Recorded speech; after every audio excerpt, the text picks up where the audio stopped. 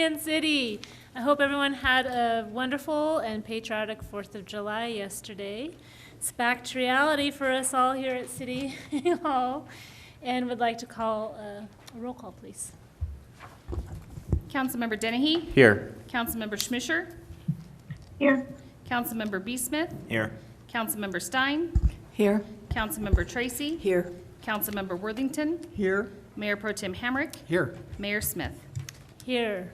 Let's all please rise for the Pledge of Allegiance. I pledge allegiance to the flag Of the United States of America and to the republic for which it stands, one nation, under God, indivisible, with liberty and justice for all.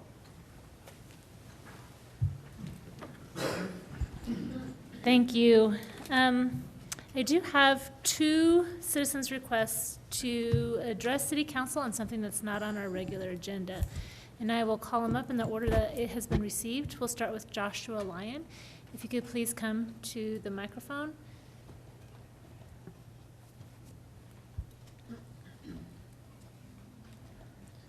Hello, my name's Josh Lyon.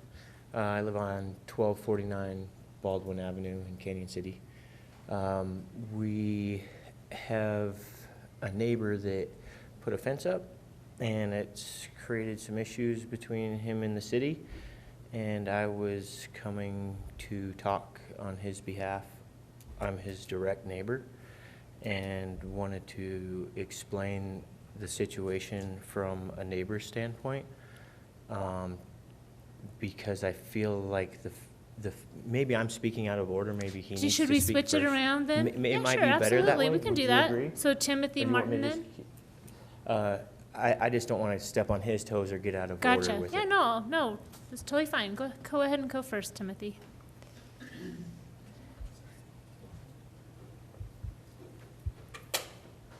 Hi, Tim Martin, talking about a fence I built that was 8 foot tall that seems to be causing an issue with the city.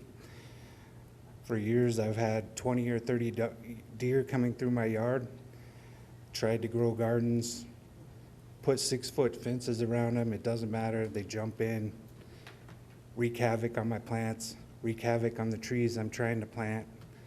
I've had issues with it. Even grew a garden on my porch one year because I got tired of doing the garden thing out back. Came up on my porch and ate them. So this past 2 years, I've had multiple instances of them coming after my kid and after my dogs. And that was kind of the breaking point for me. So I did some research, and everything I read online says 7.5 to 8 foot unless you're doing weird stuff like angling the fence or anything like that. So I went out and got the materials and built an 8 foot fence, talked to the neighbors, made sure they didn't have an issue with it. Did a see-through, I would say like 85% of it, you can't even tell it's there. And now I'm getting a little bit of pushback from the inspectors. I didn't get a permit because I didn't realize that was a thing for T-post and wire. Happily get one, but they told me it would be turned down because it was too tall. So at this point, I'm unwilling to take it down because this is gonna put me right back in the issue of my dogs and my kid and my stuff being ruined by the deer. So I was looking for some kind of solution here that didn't involve putting my family in danger, because that's basically what it comes down to. Councilmember Dennehy. Thank you, and thank you, Tim. I'm going to let everybody aware that Tim lives across the street and down the street from me, just a few houses, and the deer problem is a monster problem in our part of the neighborhood, as well as it is everywhere in the city, and I have seen the deer go over fences. I know what he's talking about when he put his garden on the front, and my garden's been wrecked. As we know, when the Division of Wildlife was here, our dog as well got put down while my son was out there, and that was a big problem with us. That's why we called the division.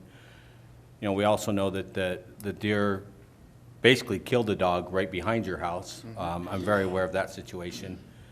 And this is something that I think that, you know, I don't know if we put a hold on making them take this 10-foot fence down, or if we can do anything like this, or we've got to do something with the deer in this town, and we've talked about this. This is something that we've, you know, but again, I know that he gets 30 deer because as soon as they cross, they're in my hayfield. And, you know, it doesn't matter if you put up a 6-foot fence, they're gonna, you know, they're out in front of your house. We're only allowed to put 4-foot fences out in front of our house. And, you know, our kids are out in front all the time. The deer, I'm at a loss with this, but, you know, I'm willing to, other council members have anything on this, please step in and say on this. Well, we have, this seems to be a recurring theme. We've had a handful of residents now with a desire to be able to put up taller fences to combat the deer eating their landscaping and their gardens. And we've talked that this was going to come back for, you know, in a bigger picture of revisions that we need to make to some of our ordinances. But Ryan, when is that going to be? I mean,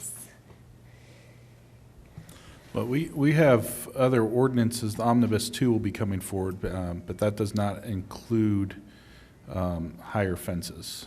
So that includes barbed wire fencing and rural living area zoning and things like that. It was on the general government discussion back in May for. it was one of those really rushed discussions because it? we had a URA meeting right afterwards.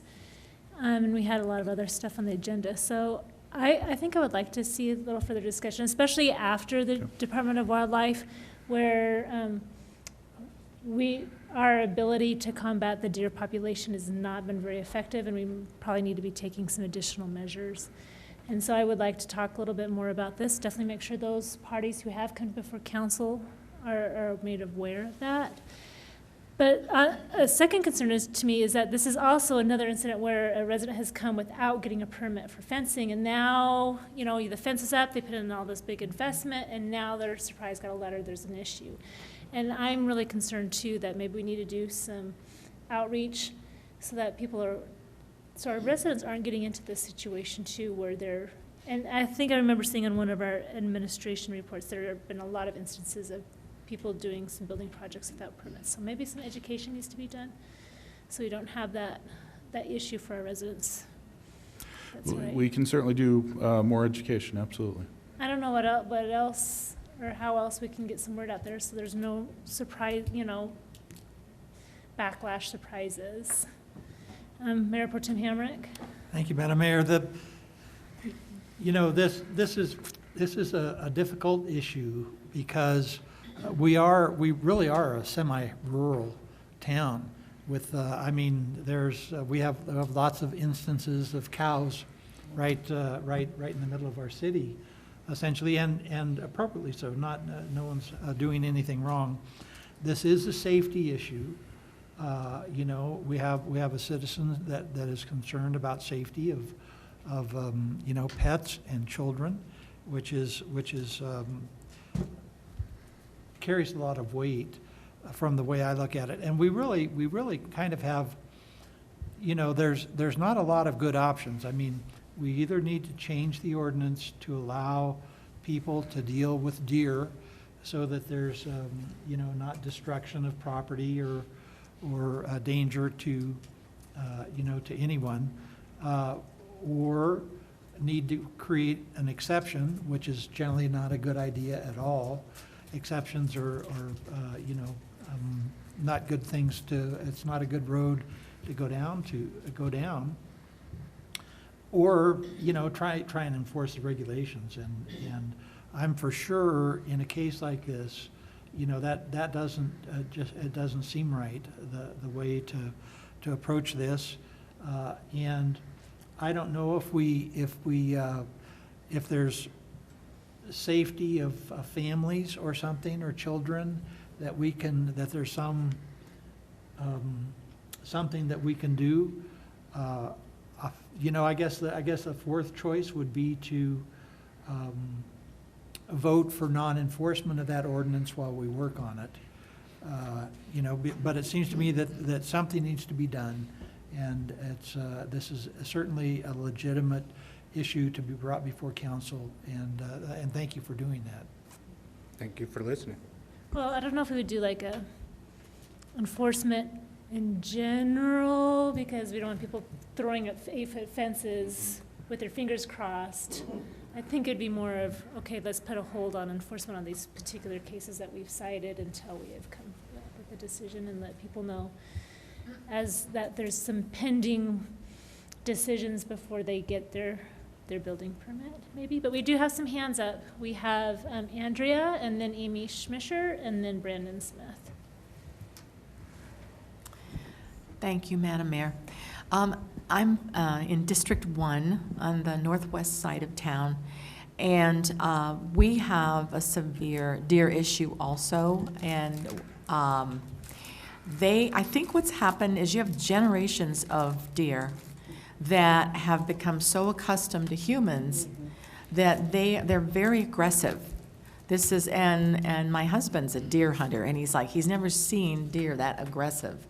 And we had an incident where one of them, a huge buck, saw himself in our front window and tried to knock the window out.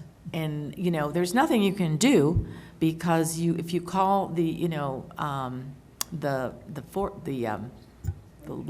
wildlife people, they can't do anything about them unless they do hurt someone. But I just think they can be dangerous, especially those big bucks in the rutting season, and they get very aggressive. And sometimes they'll take over my backyard and I can't go out. I mean, seriously, they're huge. And we live right next to the hogbacks. They come down from the hogbacks. They stay up there through most of the day. So I think that we can't really push the wildlife department. They're pretty, because I've lived in other mountain towns where they won't budge on anything like that, unless it's something that's like a mountain lion or a bear that's attacking people. So I really think that we need to, and we are a rural community. We still are, I think, and we need to look at the whole fencing thing. And if 8 feet is what it takes to keep deer out, and if you do have children and animals, small animals, if that's what it takes, then maybe, we do need to do a study of how we could do that it would fit in with our plans for the city. Thank you. Councilmember Schmischer. Thank you, Madam Mayor. I also just wanted to comment that both this citizen as well as the one who came forward to raise this issue before mentioned specifically the transparency of their fences, which I understand was a concern for city staff, which is why they wanted to have 8-foot tall, wanted to have a lower height requirement to ensure that the neighborhoods kept a neighborhood feel. But certainly with greater transparency of fences so that they aren't simply 8-foot tall, opaque. I think really this is a win-win scenario where you can keep deer and other wildlife out, but also not have the 8-foot tall kind of opaque monstrosities that cause people to not feel like they're in a neighborhood. My question is for City Administrator Stevens. Is it possible to go ahead and include language in the Omnibus 2 that's coming forward that essentially has, that 8-foot tall fences in front, rear, and side yards with a certain amount of opacity, whether it's 50% or what have you, would be permitted? Is there still time for that before it comes before Planning Commission? Thank you. I would have to check and see if it's gone to Planning Commission already. I don't recall if it's gone in June or if it's coming up here in July. It may have gone last week, I believe. Okay, then what would be the soonest that we could bring this forward? I mean, certainly I know that there's some staff consideration for doing issues as omnibus where you're rolling a whole lot of issues up into one, but it seems like if we have multiple issues and multiple concerns with regard to the fence heights, is it possible to just bring this forward as a single issue? Yeah, it could certainly be brought forward as a single change to the ordinance. You know, part of the reason why we're doing them as larger omnibus changes is because what we had with our last code was a Frankenstein type of code where there were a lot of knee-jerk reactions which caused the code to change over time and not in the best way. So trying to put more thought and consistency around some of these changes. I guess my one other question, if I may, Madam Mayor, is just for our city attorney Hoffman. What would be the most elegant solution to ensure that we're not enforcing something that it seems like there's general consensus around and it isn't a knee-jerk reaction, but rather a response to concerned citizens about safety and also nuisance. Is there a way to kind of thread that needle as the mayor alluded to earlier? If the ordinance is in fact, the term is pending, because there is something called the pending ordinance doctrine, which would allow the city to essentially refrain from enforcement while the ordinance is pending. So if council gave direction to do so, that would essentially allow for a pause, but it wouldn't allow for new applications. So it would certainly apply in this case, but it would not be an authorization to go and start building fences in violation of the existing fence height until there was an actual ordinance in place.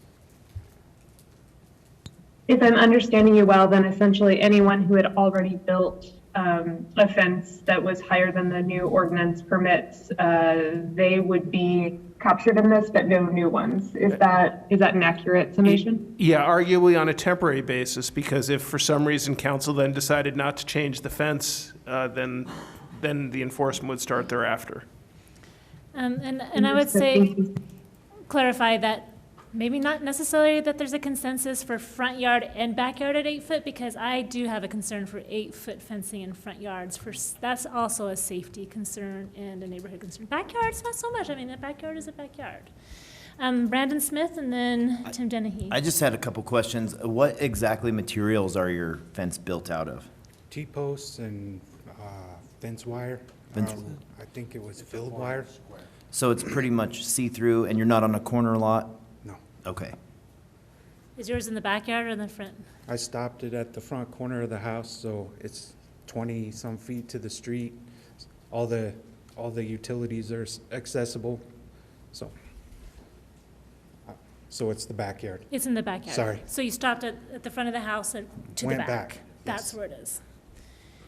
Councilmember Dennehy. I think one thing, and especially for some of the people who might have not lived here for a while, and that the deer population has increased tremendously. I've lived here 17 years, and it used to be a unique thing to see a deer out in our hayfields, and across the street and behind the houses where Tim lives, there's 7 hayfields back there. There's 23 acres of hay there. 6 of 7 of those hayfields are within city limits. The other one borders. The fence line is my fence line, which then goes in. That's a lot of ground. The Division of Wildlife does do the hunts to, if you own X amount of ground, but none of us own that much ground to allow it. We know that they gave out 75 tags for the Canyon City deer hunt to try to hold the population. 15 does were harvested during that hunt. There's at least 20 to 25 fawns born out that we can see consistently back in our backyards. And when my own dog was put down by deer a couple years ago, it was by a doe deer. So does with fawns can be extremely dangerous. I had a 100-pound Chesapeake at the time, but he was only 1 year old, so young dog. But like I said, my little boy was out there. And when I called the Division of Wildlife, I said, what can I do? Well, if you want to get a beanbag load. No, I cannot get a beanbag load because that comes out of my shotgun, which is firing a firearm within the city limits, not legal. They said, get a paintball gun, don't put colored paintballs in it. I got a paintball gun. It doesn't do a whole lot to deter the deer. And I'll be honest with you. And the only thing I'm gonna say, I don't wanna see high fences in our front yards. Absolutely not. The main thing that we need to do is we need to do something to address our deer problem. Like I said, 15 years ago, I saw one deer back there, and I thought it was kinda neat at the time. Woo, we got a deer. Now, it's gotten out of control. And I understand what Ashley's saying. I do not wanna see 6-foot fences and that out in front of our yards. But our kids play out in front a lot too. And these deer are crossing constantly. And everybody, and the bucks are one thing, but right now the deer are very dangerous. And they're gonna get a little bit more dangerous because the fawns are starting to move with the does.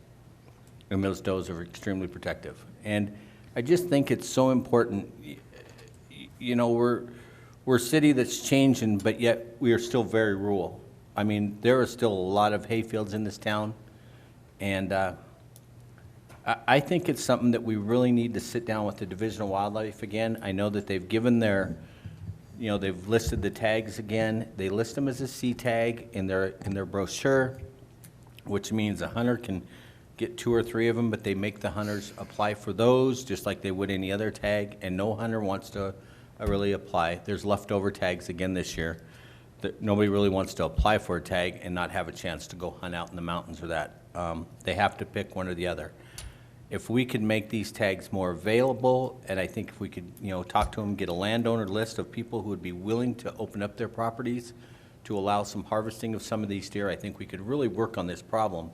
But it's something that the Division of the Parks and Wildlife needs to, I think we're gonna have to really sit with them and just say, hey, this is getting out of control. Because one of these days, you know, like I said, if my dog would have been killed, I had a very expensive dog, but more importantly, if my son got kicked, somebody's gonna pay for that. And I mean the city, somebody's gonna pay for it because this issue has been addressed.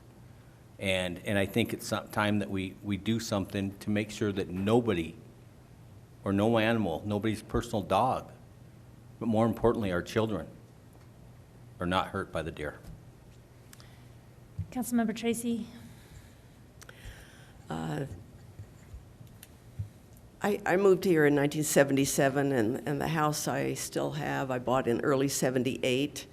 And it's been, I mean, most of the time since 1977 until now, there just weren't deer at all in town. And I can say that that's a relatively recent problem.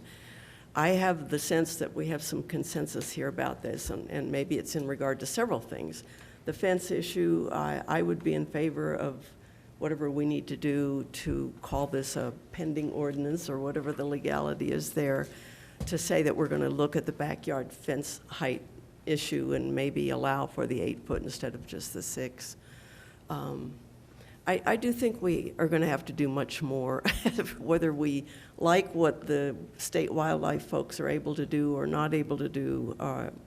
We're definitely going to have to continue to work with them, but I think it's possible that the city itself is going to have to consider maybe a temporary, either part-time position for a year, some kind of a city wildlife ranger position that can help deal with this. And I asked the question when we talked with the wildlife officers, can we do something along the lines of what I think the BLM is doing with wild horses in regard to sterilization? Now, I'm told that that's an expensive thing to do, but maybe that's one of the several things we need to do, is think about how to cut down on the reproduction of our domesticated deer, or whatever we want to call them. They really are a problem. My house is in the middle of town. I have them at my house. My backyard is not fully fenced, so they're back there a lot. They love the quietness back there, I guess, except when the swimming pool is open. But I do think we need to do several different things here, and one of them is probably in regard to fencing. Another one, we have to figure out what to do about this herd of deer in our town and how we can reduce the numbers. Mayor Pro Tem Hamrick. Thank you, Madam Mayor. I think Councilman Dennehy suggested perhaps something that we could do with the Department of Wildlife, and that is look at property aggregation, where we're not gerrymandering something, but if we have several fields right next to each other that form a block, a recognizable block, rather than some gerrymandered structure, that we could allow that also. So that's a discussion that we can have with Fish and Game. But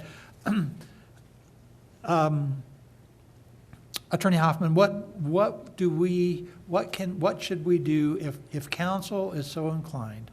Is there some action that we can take tonight to create a pending ordinance situation? It would simply be, I think, a consensus to move forward on modifying fencing regulations for, it sounds like for the backyard, to look at an increase in height to up to, it sounds like 8 feet non-opaque. And if we have a nod of the heads that consensus is consistent. Done. But again, that doesn't authorize new fencing or the issuance of new permits for those that apply for over the current height. Amy? But it does, let me, sorry, sure. just one clarification, but it doesn't stop the permitting process altogether. Correct. But under the current permitting process, an 8-foot fence would not be approved. Understand. Councilmember Schmisher? Madam Mayor, I just wanted to offer one clarification. I'm assuming it would need to be back and side, and that it wouldn't just be the singular back fence. Back and side, Backyard fence, which Yeah. is Considered- front of the house and back. front of the house and back. So as long as the fence starts at the front of the house and goes backwards, is how it works. I would add maybe some more maybe an additional conversation. Maybe Ryan, if you could set up a meeting with Department of Wildlife and maybe, Councilmember Dennehy and another Councilmember Tracy or Stein, you both seem to have some passionate background with that, to meet with them and talk about, well, there's a couple things about maybe the aggregate, if there's some fields that are joining that meet those criteria, that tags could be issued. The question of, and I didn't realize this, if you could only have a regular tag or choose an in-town tag. I thought it was an addition, maybe clarification on that. And what's the cost, what would an effective sterilization campaign look like in the costs? Because, there's no point in spending money on sterilization unless you can do it right. Have it make it an effect. And I remember the last time they said that for this particular type of deer that we have, sterilization wasn't necessarily effective. Yeah. Hoffman? I'll throw out one other idea. I don't know if the city currently has such an ordinance on the books, but I do know that some communities that have the same problem have made it unlawful to feed the deer, because it's certainly exacerbated by those folks that make their property available for feeding deer and put salt sticks out or other things that attract them. I think that's illegal by state. It is illegal. It is, but there's also a difficulty enforcing at the state level, so it could be enforced in your municipal court. Okay. All right, so we go to Councilmember Schmisher, then Dennehy. Oh, you're good? Okay, Councilmember Schmisher. Thank you, Madam Mayor. I just wanted to seek clarification as to what effect this putting the ordinance into pending status would have for those individuals who already have their fences taken down by the city, or were forced to have their fences taken down by the city. Thanks. It would not authorize the fences to be put back up because they are currently unlawful. It would really only impact those individuals who right now have put up fences that are higher than the limit, but have not already been taken down by the city. Correct. Okay. I would say if the ordinance passed, then there would be a different conversation. Right. Yeah. All right, so do we have the direction that we need? Hopefully this was productive for you as well. Obviously so. it's a hot button issue. Yeah, I appreciate your time. So according to the papers I got, the 7th was when they were gonna come back and inspect. Does that mean? I think it sounds like there's a pause. There's a pause? Okay. All right. Thank you guys for your So- time. So that means you're currently illegal, but not being enforced against. Pending. I understand. The only other direction that I need is which second council member wants to meet with Department of Wildlife.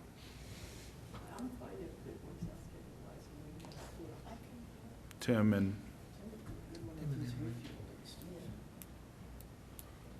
So Tim and Emily, unless the schedule doesn't allow, and then Andrea will be the second. the sounds good. alternative. Based on the conversation, Joshua, do you still wish to address council?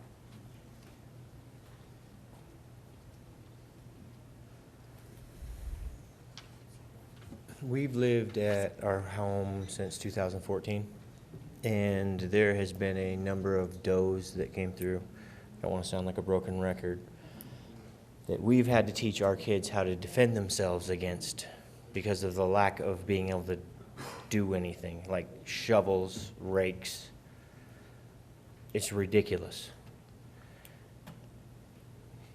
Since he's put his fence up, there has been such a peace in my heart when Dennehy's kids are over, when his kids are over, when I have a community camp out and I don't have to worry about those two does that might show up and stomp my kids or my neighbor's kids while we're sleeping under a tarp. It has brought a sense of peace to my neighborhood, not just his yard. Now I can grow a garden because his fence is now went from 30 inches to 8 feet. Now they can't get into my yard. He was gracious enough to make this fence beautiful. He did not ask me for a penny to build this fence. It's on our property line. I felt obligated to offer half of at least my fence line. He's doing a great job. He's doing all the work. He's paying for it. My understanding is when this storm came through, I might be in left field. I might have read this wrong. That it was okay to repair fences without a permit. Oh, without a permit For a fee. fence, okay, I see, and I don't know where that goes with that. And that was for a certain period of time, so Yes. that's lapsed. And, okay, well, that was what my assumption was, and I fixed, there was some barbed wire between my house and the neighbor's house, and a branch fell on it, so I fixed that fence during that time, and I had the conversation with him that, hey, I just took care of it, I didn't say anything, so maybe I need to go get a permit for the little tiny repair that I did or whatever, but I feel like his fence has improved the quality of life and the safety of him. Owen, he's 14, he's been dealing with these two deer since he was 7 years old. And now he can go play soccer and run around with his dog and play fetch without worrying about him or his dog getting mauled by this one doe that Dennehy's dog got killed by, and the neighbor behind him got mauled by. That doe has charged me with my husky next to me, and he's fearless. And for that doe to show no fear to me and a husky is dangerous. I want to club her with a 2x4 so she will stop doing what she's doing, but I can't do that. Okay, thank you. Thank you for coming and addressing council and being advocates for changes. Thank you for being so gracious. With that, it is time for council member announcements. Mayor Pro Tem. So, yes, thank you, Madam Mayor. We have a general government meeting tomorrow, Yeah. which is Wednesday already, followed by, Already. and that is going to be followed by a URA meeting. The general government starts at 5, the URA starts at 6. And we're going to be talking in general government about police department proposed career development plan. And tomorrow also is the first Wednesday of the month, which means our KRLN interview time. Yeah, so Brandon, are you still game? So I think Brandon and I are going to take that one for tomorrow. I would like to get, just as far as announcements go, just talk to council just briefly. One conversation of the URA following general government, it often rushes our conversations, which does not give us the opportunity to have the discussions that we need. would like to maybe explore, based on what council members' feelings are, either flopping where a URA maybe comes earlier or before, or extending general government time, so we have more time to talk. And we don't have to make a decision today about it, but I think it's something that we should probably put somewhere on to get your consensus as you kind of reflect on what you think would be best. I definitely think we should talk to the remainder of the URA before we just move it to 5 o'clock. Yeah, no, that's a good point. So maybe tomorrow would be a good opportunity to maybe expand that conversation. And then the second one is also based on a conversation we had at a last council meeting about our charter and workshops and going over reviewing ordinances and such, and that really came back to the conversation of our Wednesday meetings facilitating that. And would like to maybe reintroduce an opportunity to have those Wednesday workshops down at the tables where it is a more casual, open conversation. Before COVID, we moved it up here because we needed it. We needed the microphones. We needed to be on TV, so it's open and transparent. We put it on YouTube and Facebook Live, which had never been done before. But now that COVID came and went, we have these beautiful technology that could allow that same possibility, but down off of the dais. So if you guys are game, maybe we'll just try it out and see how it works. And there's probably more discussions that we'll need to have about that charter, but just want to make sure you guys are okay with that. Okay, awesome. All right, anything else from council as far as announcements go? Okay, then I would like to invite Ryan Stevens to go over our consent agenda, if you will. Thank you, Madam Mayor, members of council. Item 6A is to approve the minutes for the June 20th regular city council meeting and the June 13th special meeting, which was the Energy Franchise Committee. 6B awards 2022 CMAQ funding to the project for 4 Mile Lane, awarding to Avalanche Excavating in an amount not to exceed $789,558.50, contingent upon CDOT approval. 6C authorizes the city administrator to sign a professional services agreement with the retail coach. And 6D, receive and file a list of bills. And staff would ask that 6C is removed from the consent agenda item and moved to discussion. We do have a small presentation regarding that contract.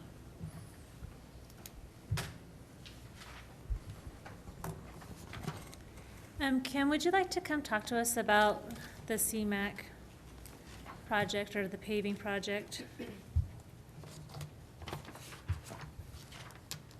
Good evening, Madam Mayor and members of council. As seems to be my mantra whenever I'm coming up in the recent past is most of our projects are coming in well over budget, as we have been talking about, because of material costs. We went out to bid for the 3 roads, Evelyn Drive, Grape Street, and 4 Mile Lane in this project, hoping that we would be able to at least see some fruition, I would say, for these projects. We had a feeling that it would probably be very much over budget, and obviously you can see from the bids, they came in the millions as opposed to the hundreds of thousands, which is what we had expected. We had hoped that we were going to be able to do 4 Mile Lane with the grant, which was, excuse me, $587,800.90. But since it came in so high, we had to make up a shortfall of $201,757.60. So what we would like to do with that is be able to maximize the grant that we have received, since this will be the last year we'll be able to do it with this grant funding, and use our another GL account, which is actually our street resurfacing account that we typically use for chip seal projects throughout the city and any type of repair projects that are not covered under 2A. And with that, we would make up the shortfall and bring that project total to the $717,780.45, of course, with the 10% contingency. We had determined that, 4 Mile Lane was more important, well, not more important, more priority than the other two, because we can take that full money and complete the road from where we have finished it, the previous CMAQ project, and take it all the way to the city limit line. We can take the other two projects and kind of fit them in somewhere else, maybe in the budget. They don't seem to be as high in the priority as this one is. So we decided to come forward with just 4 Mile Parkway. And if you guys have any questions, be standing Councilmember ready. Dennehy?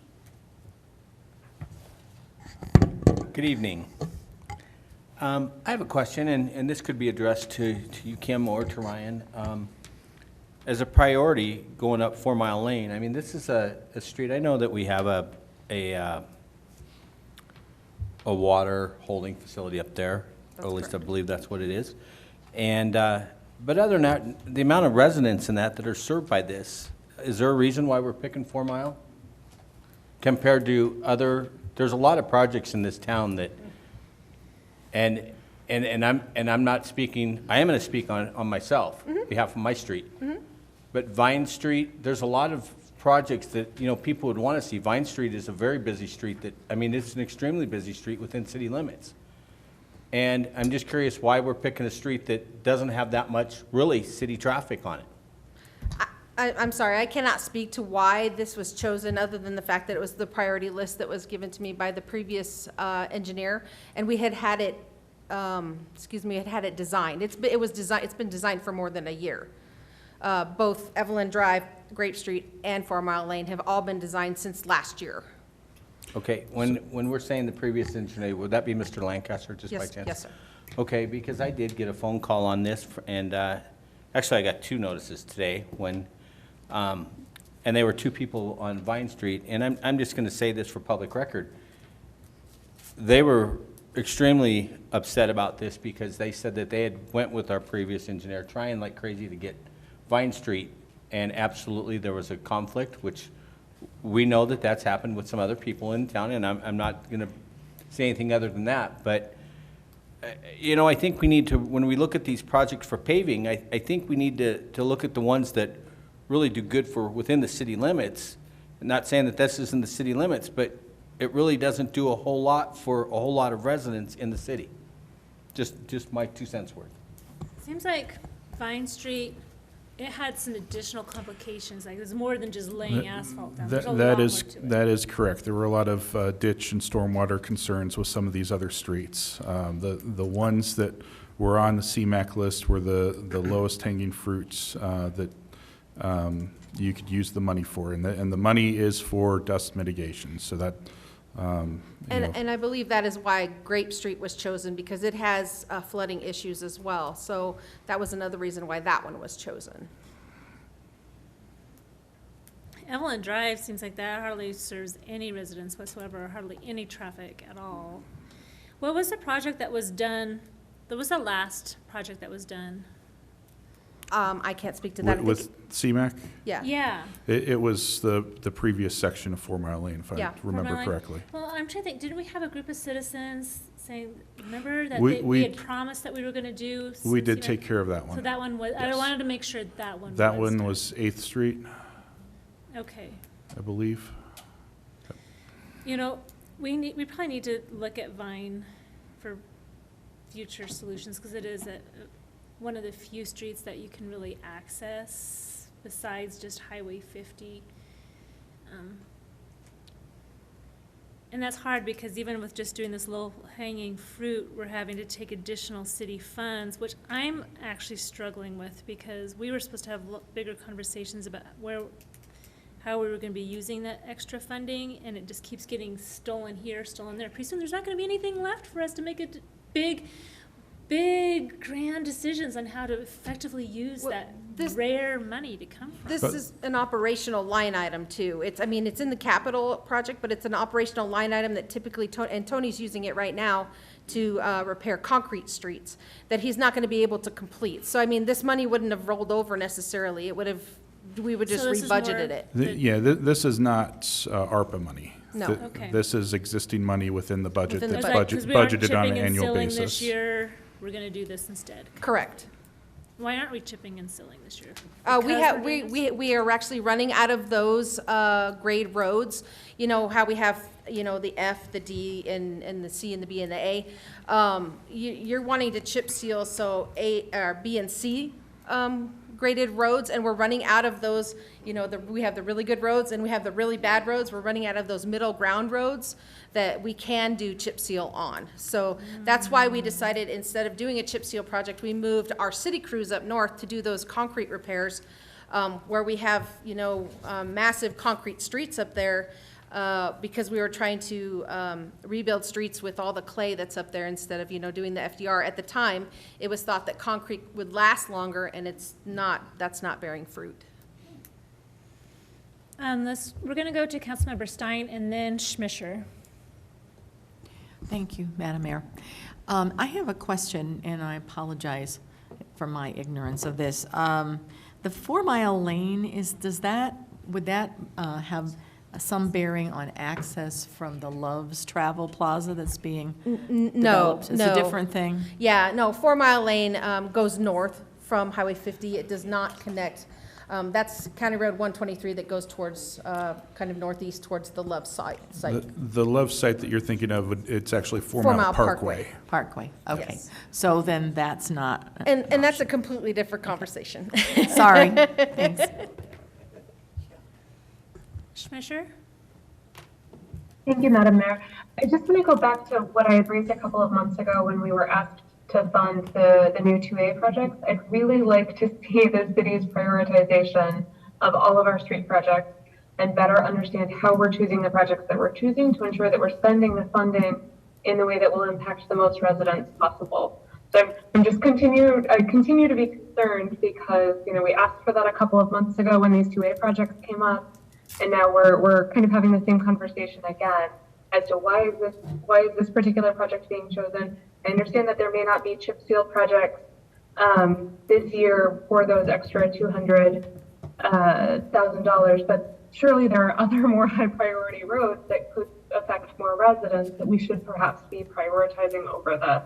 I understand that we want to use the CMAQ grant funds, but I also really want to see that overall prioritization of how we are planning to use not only our 2A funds, but all of our street funds. So if we could get an update on when we might have that, that would be really, really helpful. Thank you. We're supposed to be addressing council in August at a general government meeting. Okay, so that'll be really good. And to reiterate from that last meeting that Councilmember Schmischer alluded to, my comments of, well, we can't do Vine because of all these other complications that cost money. Well, can we talk about what we need to do to have the funds to overcome those complications and things like that in that conversation? Yeah, I believe that we've talked about that, especially when it comes to the water department, you know, whether or not we're getting enough fees when it comes to replacing those water lines and such, that are typically the biggest complication, at least from our perspective it is. Right, and in this case, you know, if there's other complications too, so we can take that bigger picture look, because we do have some more arterial roads that could use some care, and 2A is not going to address it, so we need to find some more ways to address it. Correct. Well, that was a good, robust conversation on this. Any other questions on the consent agenda? I would like to ask for whoever does the motion to approve the consent agenda to amend item 6C to be moved to the regular agenda. Councilmember Smith. Madam Mayor and Council, I move to approve the consent agenda with the exception of 6C being moved to the regular agenda. Second. There's been a motion and a second. Any discussion? Call vote. Councilmember Dennehy? Aye. Schmischer? Aye. B. Smith? Aye. Stein? Aye. Tracy? Aye. Worthington? Aye. Mayor Pro Tem Hamrick? Hi. Thank you, council. Thank you, staff. Thank you for being here to answer our questions, Kim. Ryan, could you please give us an administrator's report? Yes, Madam Mayor. You have the written report in your packets. There are a couple of items that have come up since that report was written. We have received a notice of award of $130,000 from CDOT for Multimodal Transportation and Mitigation Options Fund. So this is a planning grant regarding master planning for transportation in the city. This was one of the outcomes or action steps within the comprehensive plan. So that's funding that will be coming forward for that. Regarding the city charter discussion focus groups, we have 3 upcoming meetings set for those. One on July 11th from 6 to 7 p.m., July 18th from 10 to 11 a.m., and July 26th from 3:30 to 4:30 p.m.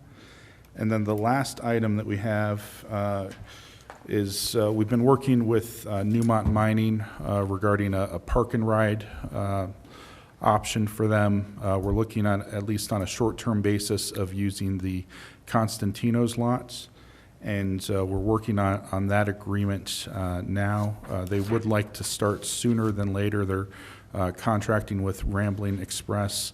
Just wanted to get a feel from council about signing this agreement and then bringing it back for ratification on July 18th. And we're looking at $300 a month as a lease from the vacant lot. Well, yep, we don't have any big developers jumping to use it. Yeah. Is there going to be a time frame? Is this a month per month? Is there a cancellation? Is it a 3-year lease? What are we looking at here? I'll punt that over to Rick. He's working on the contract. We can define it yet how we want to define it. Right now, it's written as a year lease with a renewal. I think it had 30 days notice for cancellation. 30 days notice for cancellation. So year lease, but it can be canceled earlier with a month's notice. And canceled by both parties, correct? 30 days on either side? Yes, and it's in the attorney's hands right now for review. Okay. You never know if something comes up on your end for Constantino's property. I want to make sure that we're able to get out of this fairly easy. Yep. Okay, thank you. Mayor Pro Tem Hamrick? Thank you, Madam Mayor. Ryan, will this require any improvements to the property? Not at this time. Not at this time, and that will comply with our code and ordinances? It will. Mm-hmm. And any improvements they do put in, similar to like railroad ties for identifying parking spaces, anything that they do stays with the lot after they're gone. And the idea would be to park cars here, get on a bus that then transports them to the work site. That's Save correct. lots of gas money. 24 hours a day, 7 days a week. So will this be exclusive use? For the lot, yes. Okay. Yep. Councilmember Tracy? I just wondered if we have any idea how many vehicles they would be trying to park there. They're estimating between 20 and 25, but this is a new program, so they're having a hard time. That's their guesstimate at this moment. All right, council, if you have any concerns, now is the time to speak up. Otherwise, Just one other thing, you said they're going to put in the ties and all that and leave them, but do we want that? If somebody else is coming in, do we want to have the headache of cleaning up? Is that something that if they pull out and you want to keep it a parking lot, or can we make it so that if it needs to go, we don't want to have the headache of cleaning it up as well?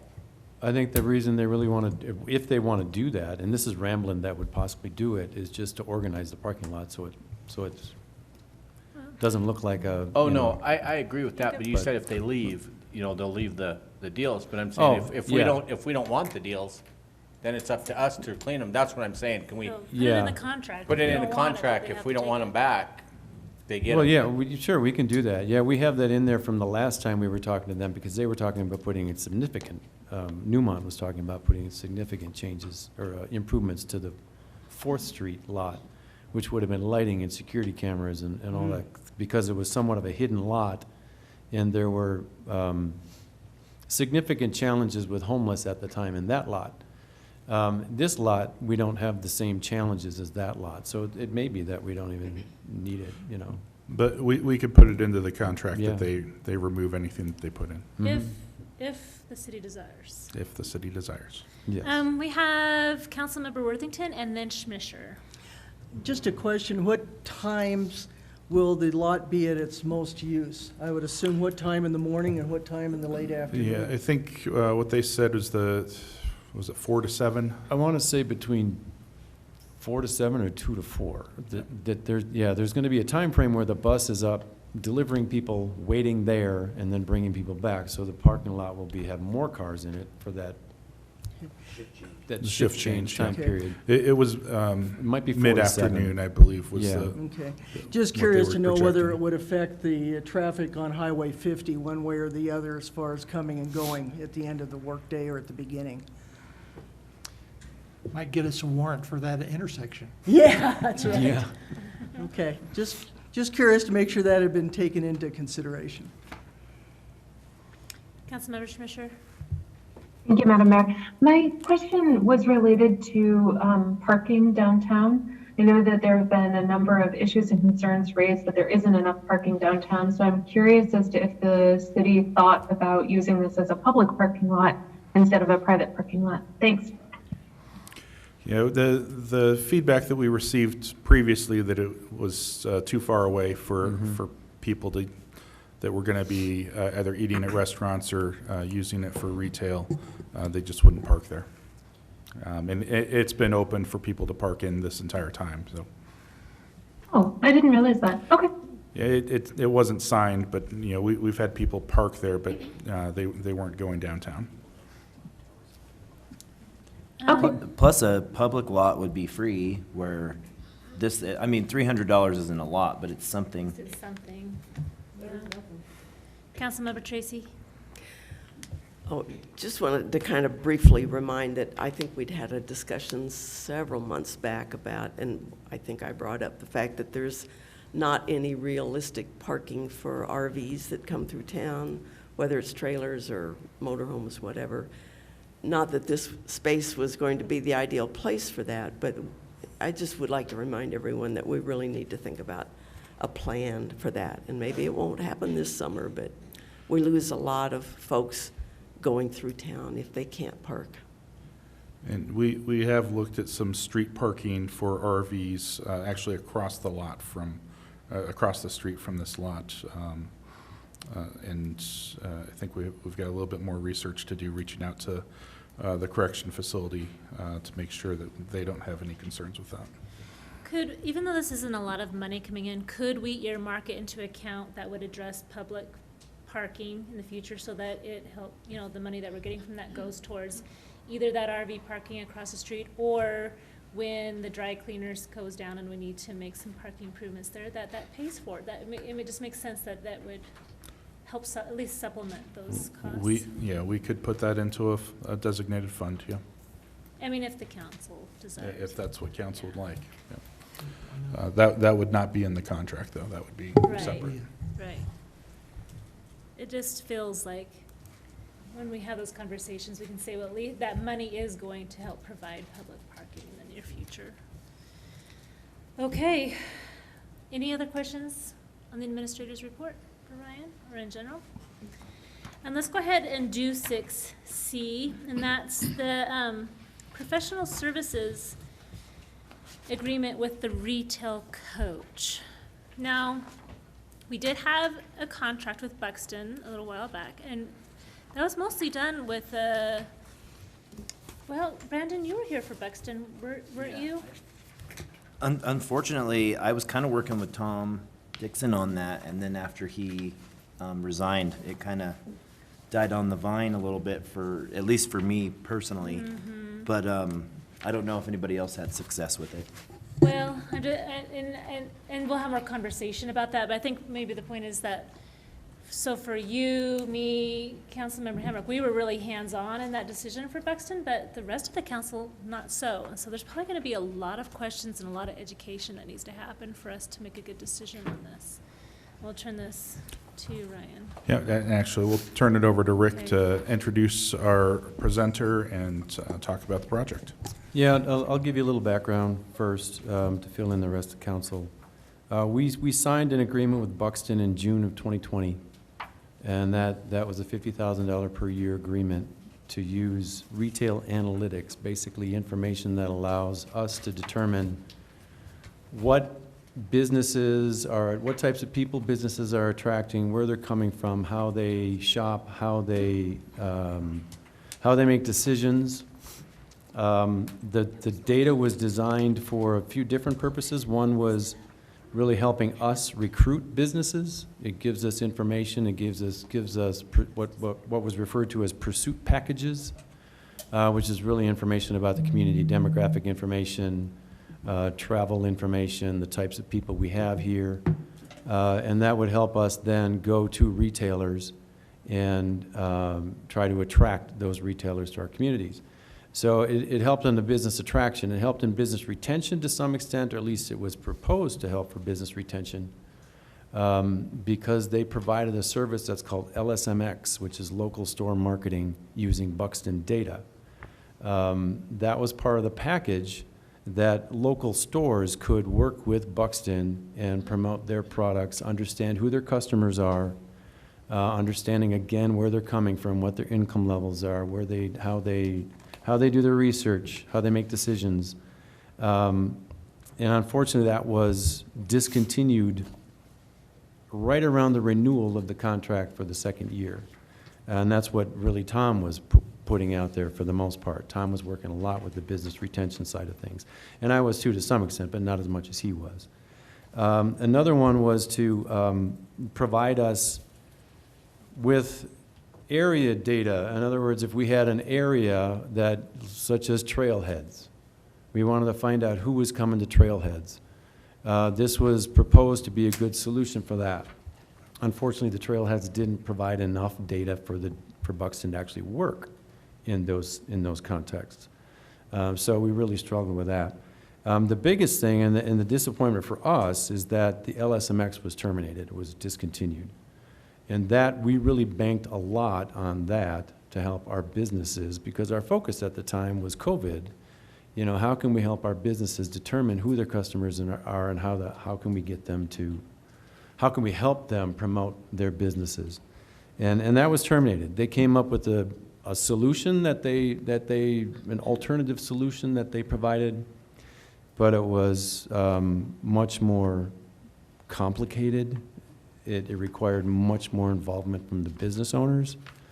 In other words, they had to basically create their own marketing packages with images, and that was a very complicated thing that just didn't pan out.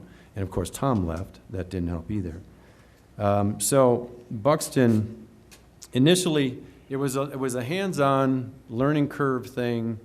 We presented it to Rotary, we presented it to FEDC, we presented it to Chamber, we presented it to realtors, we presented it to individual business owners, helped some business owners understand who their customers are for their marketing purposes.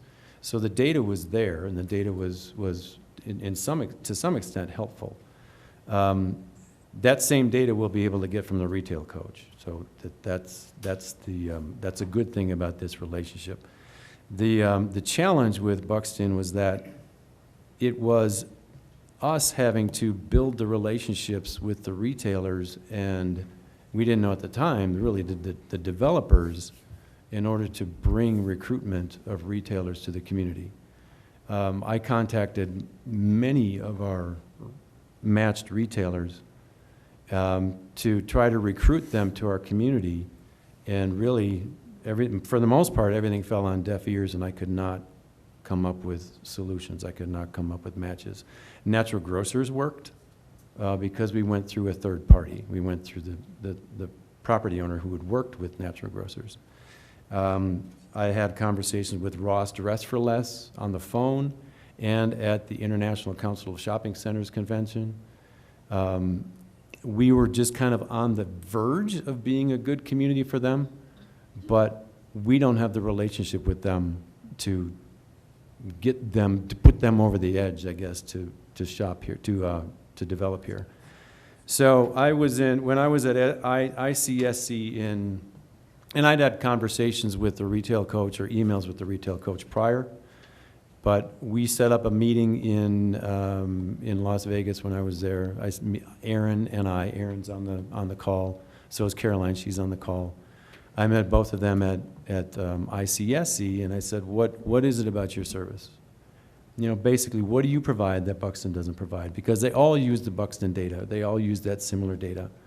And what it comes down to is the retail coach provides basically a staff of people that have relationships with retailers and developers.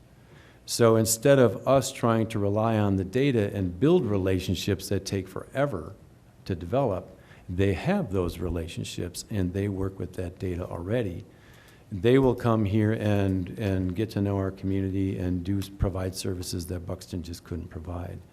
And since we are low on staff, since we didn't replace Tom and haven't been able to find somebody that we really think would be a good fit for that, having that staff is a great addition for less than we would be paying for Buxton. So with that, I would like to introduce Aaron Farmer and Caroline Harrelson. Aaron they're both with the Retail Coach. They're here to give you a presentation on their offering. It is significantly different than what we got from Buxton. And again, I reiterate that we can still get the information that we had from Buxton. We'll just do it through a relationship with the Retail Coach. So Aaron, if you'd like to introduce yourself, and Caroline, if you'd like to do that, that'd be great. Yeah, thanks, Rick, and appreciate that introduction. Madam Mayor and Council, it's good to be in front of you today. Good to talk to you tonight. As Rick mentioned, my name's Aaron Farmer. I'm president of the Retail Coach. I've been with the Retail Coach now going on 15 years. Love what we do. We get to work with municipalities on a daily basis to do what Rick talked about, to go out, help existing businesses, but then also recruit new businesses in using data. But we believe data is only a portion of it. Okay, our company mantra is moving beyond data. So what we've done today, we put together a short presentation for you. We'll go through that and really want to focus on that recruitment aspect of it. We're going to talk a little bit about data, but focus on recruitment. But at the same time, I'm going to let Caroline introduce herself. Caroline's been a great team member of mine for the last 5 years. And Caroline, you want to take it away? Yeah, sure. Hey guys, super excited to be talking to everyone. We met Rick a couple months ago. I think it was December when we first spoke to him, and really have been interested in Canyon City and what we can do to help you guys. Have been kind of watching what's happening in the market and watching all the things. And I'm going to let Aaron take it from here and give you the presentation, and I'll fill in and speak up, which Aaron's going to laugh. He'll probably shush me occasionally because speaking is something I can do really well, and I'll talk too long. But this is something that we're really passionate about, and retail recruitment is something that we are really, really good at. And just to kind of, one more thing I was going to say is, yes, Buxton data is great. We all have different ways that we get that data. They are a wonderful company, not knocking them at all. One thing that we do is we take that data further, and we have the relationship with the retailers. So we don't ask Rick or anyone else to go and do the recruitment.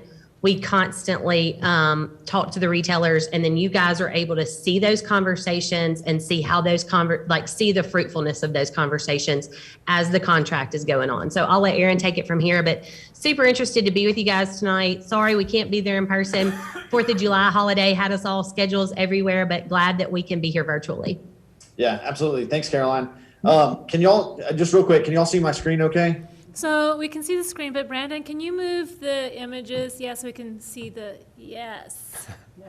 Thank you. Okay, good to go? All right.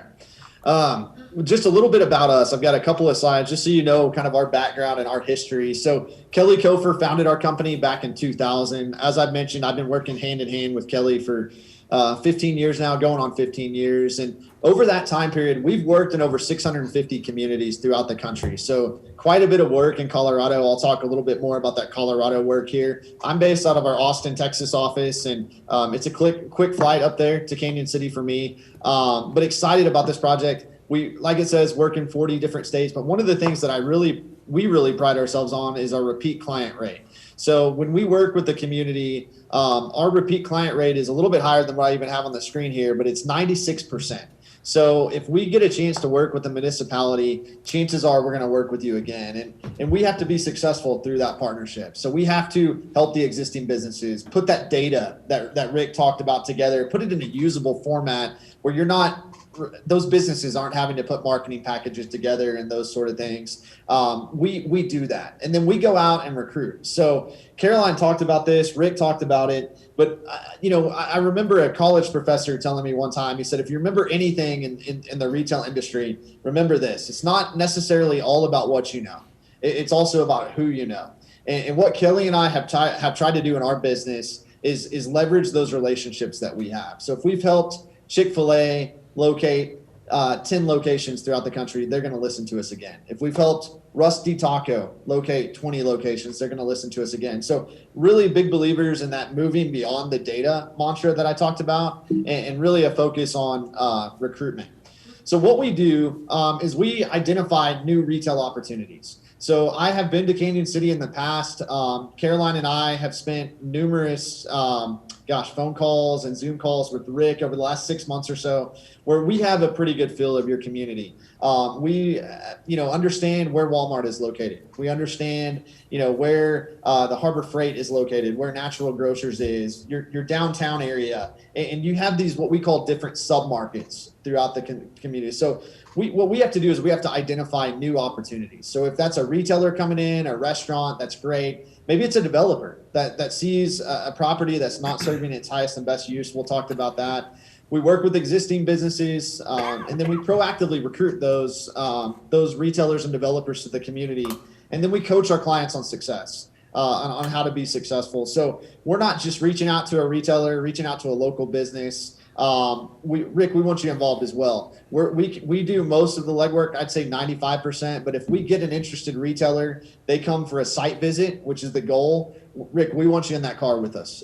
We want you on that phone call with us. But at the end of the day, looking to help identify retail demand in the community, I will tell you, and I realize I'm preaching to the council here, you're underserved when it comes to retail and restaurants. We looked at a demand analysis and a gap analysis already preliminary, and you've got money that's leaving the community on a regular basis, looking to increase that retail sales revenue, looking to improve the quality of life, and then also retail creates jobs. So those are some of the things we do. This is a look at our team here that will be working on this project. I wanted to just mention real quick, we have a great relationship with the Economic Development Council of Colorado. We also have led the basic economic development course put on by the International Economic Development Council for the state of Colorado. So we are looked at as an expert in retail across the country, but specifically in Colorado, and we have relationships there. So being able to call up a retailer, call up a restaurant in Colorado is going to be key. Being able to call up the site selectors. For this project in particular, you're looking at myself and Caroline.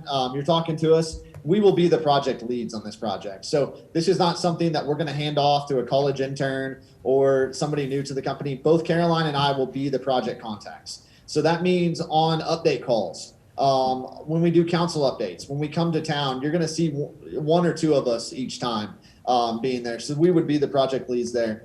But really, I want to talk to you a little bit about Canyon City and what we see as opportunity there. So if we get a chance to work with you, which I hope we do, we have to be on the ground there. This is not something that we can do just looking at an aerial image of a computer. We've got to be on the ground there. So our goal would be to be in Canyon City within the next 30 days.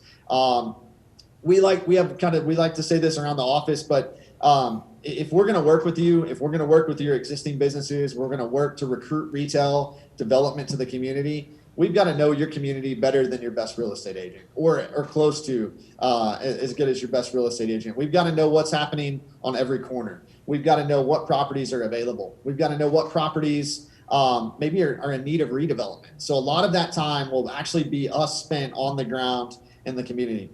Nothing I like more than coming to a community for a site visit. A developer coming to town, retailer coming to town.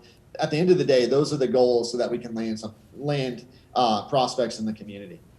So Rick talked about the data. I'm not going to spend a lot of time talking about the data today, but one of the things I wanted to share with you is we use mobile data technology.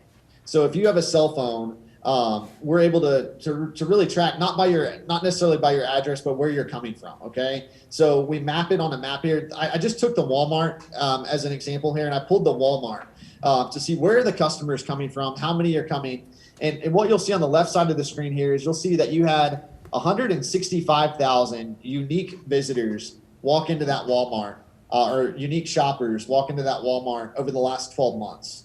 Now, those 165,000 unique customers made 2.2 million visits. That's a lot of shoppers. And you just don't have everything these shoppers need from a retail and restaurant standpoint from what we've seen. But what was interesting about this analysis, and you can kind of see where that primary trade area where your consumers come from, you know, Canyon City, Penrose, Florence, Williamsburg, you can kind of see that primary trade area. But what's interesting in us doing this kind of preliminary analysis, we identified that 80% of your shoppers at Walmart come from outside of the Canyon City zip code. So to us, you've got that primary kind of core everyday consumer market, but then you've got this secondary and even this tertiary kind of visitor market that we'll look at and see. And we actually have the ability, whether it's looking at trailheads or it's looking at the winery or it's looking at the Royal Gorge, the visitor center there, we actually can run analysis on that to see where are your visitors coming from, to be able to look at that information and do that. So the cell phone analysis will be incredibly helpful in this endeavor. And then also, and Aaron, hey, I'm gonna interrupt you for 2 seconds. We not only can see where they're coming from when they're going those places. Sorry, I'm waving a pencil at you. Where they're coming from when they're going those places, we can also see where they go next. So if they're going to trailheads, we can also see where in the market they go when they leave there, which is super helpful for us in identifying what retailers and where your visitors are going when they're coming into the market. Yeah, that's our path to purchase technology that we utilize. And it's really neat to be able to see how they interact, how they move through the community. We can look for trends there. We can look for maybe marketing ideas to, hey, we noticed that, you know, your restaurant in town or, you know, a local restaurant in town is not getting a lot of activity from this trailhead. Have you thought about marketing from that area? Have you thought about social media marketing to those visitors of the trailhead? One of the things that we're going to look at as well is demand. And what is that retail demand today? And what does that retail demand look like 5 years down the road? So we look at roughly 70 sectors, everything from furniture stores to casual sit-down restaurants to pet stores, you name it. There's a category you would fit into, or your business would fit into, or category would fit into. And then we would determine what is that demand today and what is that demand 5 years down the road. What that does is that shows to these prospects that, hey, there is opportunity here for me. And this is what, this is a place we need to locate a store. Now, that's enough about the data. Now talking about identifying development and redevelopment opportunities. So one of the first questions that we get when we start doing outreach to these prospects is, okay, we like Canyon City, but what sites are available? So a lot of that on the ground time, a lot of that on the ground analysis by our team is going to be identifying new development, but also redevelopment opportunities. So you do have some new development opportunities in town, but you also have a lot of redevelopment opportunities. So maybe properties that are not serving their highest and best use, maybe it's a rundown parking lot that used to be something, but it's not anymore. Our team is actually going to identify those properties, and then we're going to develop marketing pieces to take those. And Caroline, talk a little bit about how it speeds up the process if we're able to take a site to a retailer immediately. Sure. Sorry, I had it muted. It's storming outside my office right now. Yes. So when we talk to retailers, it's super helpful for us to go ahead and say, hey, not only are you interested in this market, but we also have an opportunity. We have a site for you. We have something that you want to look at. We know what you're looking for. We've got a site ready for you.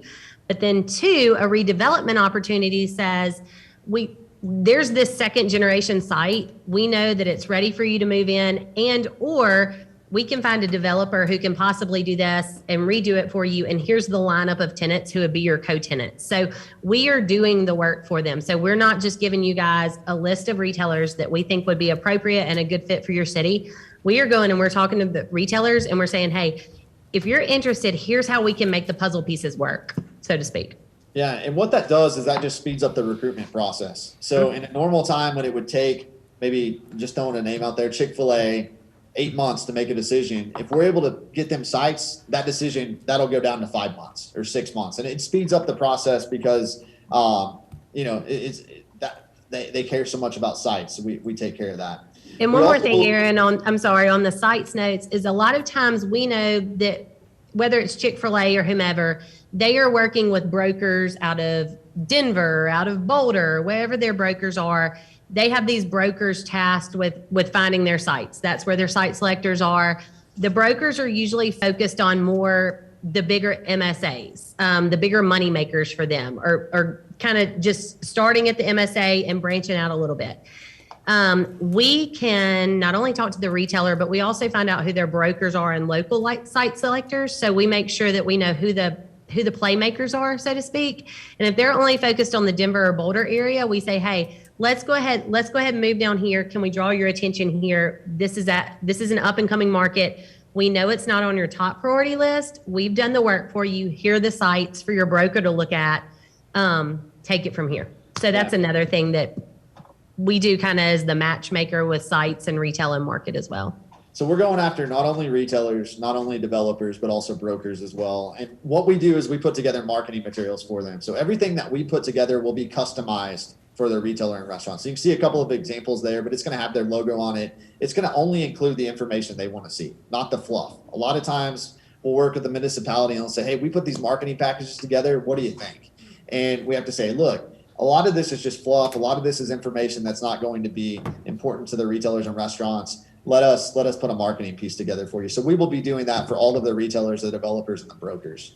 Now, to really focus on recruitment, we utilize our retail matching software where we're able to actually give a grade, a number grade, and also a letter grade to retailers and restaurants on whether or not they're fits for the community. So we look at things from, what is your retail trade area population, to what is your average household income, to average age. There's about 15 or 20 different criteria that we look at. And in order for a retailer or restaurant to show up as a fit, they have to have an A or B scorecard on here, A or B on the scorecard. So we're able to identify not just guessing or not just wants or desires of retailers and restaurants, but we can also use that data to identify prospects. And then we actually do the recruitment. So where we are different than what you've used in the previous is it's not going to be Rick having to reach out to Ross. It's not going to be Rick having to reach out to some of the others. That is what our team does. So Caroline and I will be reaching out to the brokers, the developers, and the retailers to these prospects. Now, we will sit down with your team there and go through the list of prospects first to kind of weed that out, make sure there's not anybody on the list you don't want us to go after, or there might be a few you want us to add to the list. So our goal, we start with emails, we send phone calls. We even get we even have relationships where we can text retailers and restaurants and say, hey, I know it's just easy to text you sometimes. Tell us what you think of Canyon City. And we can get responses back quickly. But our goal is let's get in-office visits. Let's get them to the market. Once you're in Canyon City, you can see how busy it is. It's pretty easy to sell.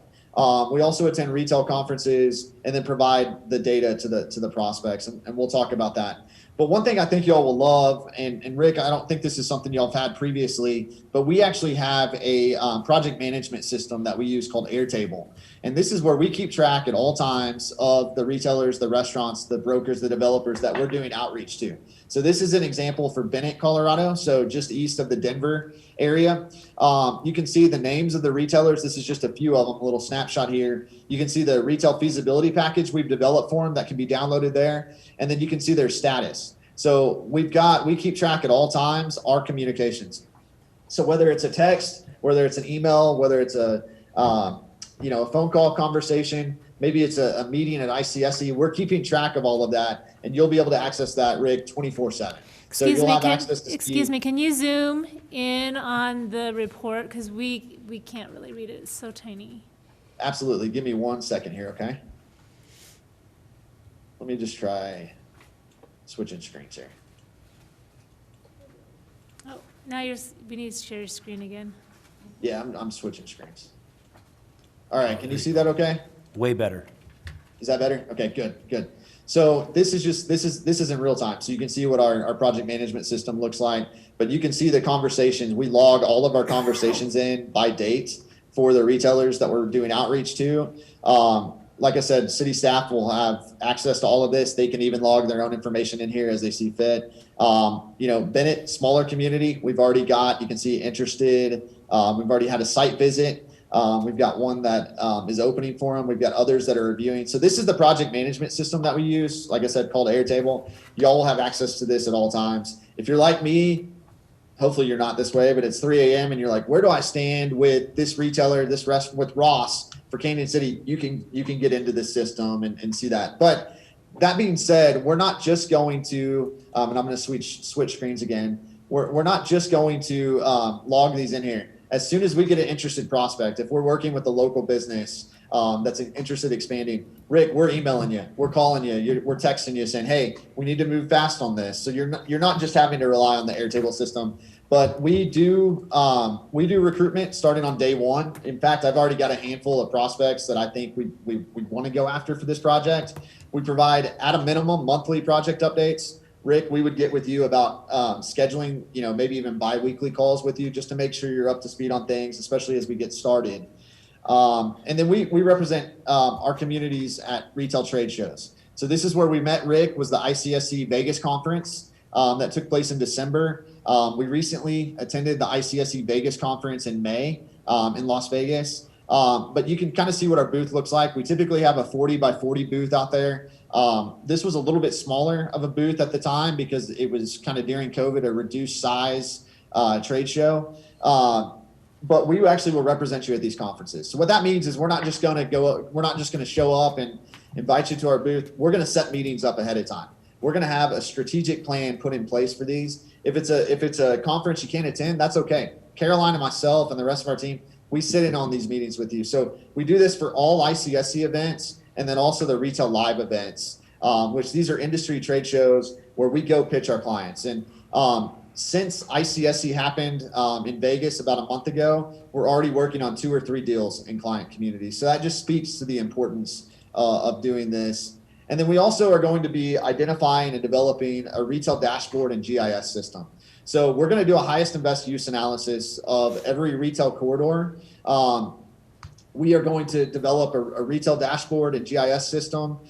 Basically, this will be a standalone retail website with all of the information a developer, a retailer would want to see. It'll be a standalone, but then also can be added to the Canyon City website as well. You can kind of see here those sites that we identify. We're going to develop site profiles or marketing pieces for those sites, and then those will be available and ready to go. One thing I noticed is a lot of your sites are not on the major listing services. So whether it be LoopNet or CoStar, doing this gets them out there. We have a partnership with CoStar as well, that's where all the retailers, the developers, the brokers go to find properties, and we will make sure that's the case. Last slide, we become part of your economic development team. I talked about this really in the beginning, but we've got to know your community. We build relationships with our clients. I think of clients like the city of Wiley, Texas, that we've been working with since 2008. They've been a client of mine since I started on day one, where we have these relationships where we've recruited almost 1 million square feet of retail to a community, but ongoing coaching support. So, Rick, somebody walks into your office and says, hey, I'm looking to open a brewery. What kind of data do you have for us? Well, we can easily put together a marketing package or feasibility package for a brewery. If it's a local business that says, hey, look, I'm trying to figure out where are my customers coming from between 6 p.m. and 8 p.m. No matter the size of the business, we can figure that out.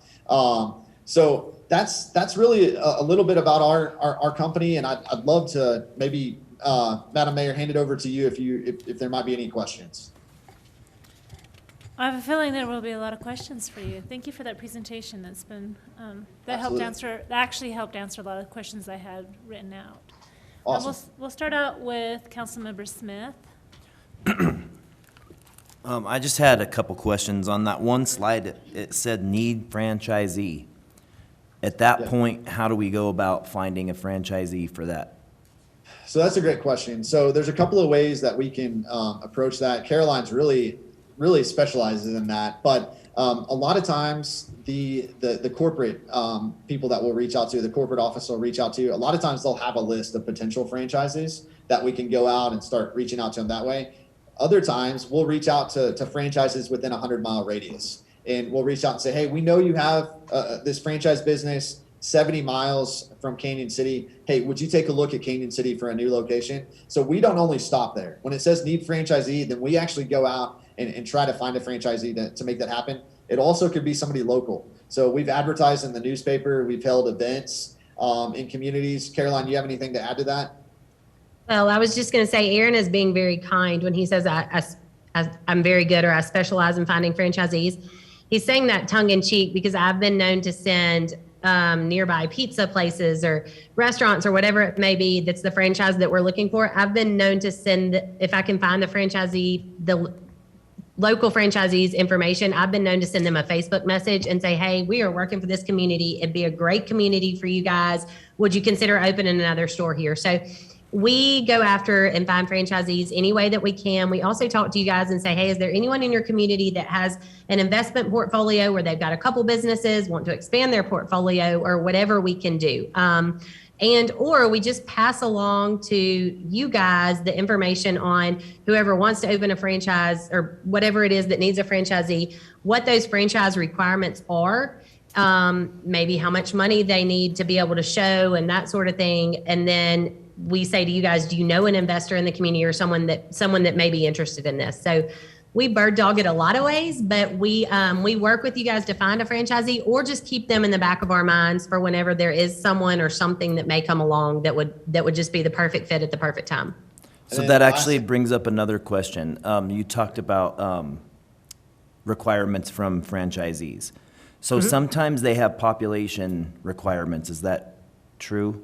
True. And I think that sometimes our area is very unique in the situation you see with Walmart, that where 80% are coming through town, and our population doesn't necessarily reflect the amount of people that actually move through this area.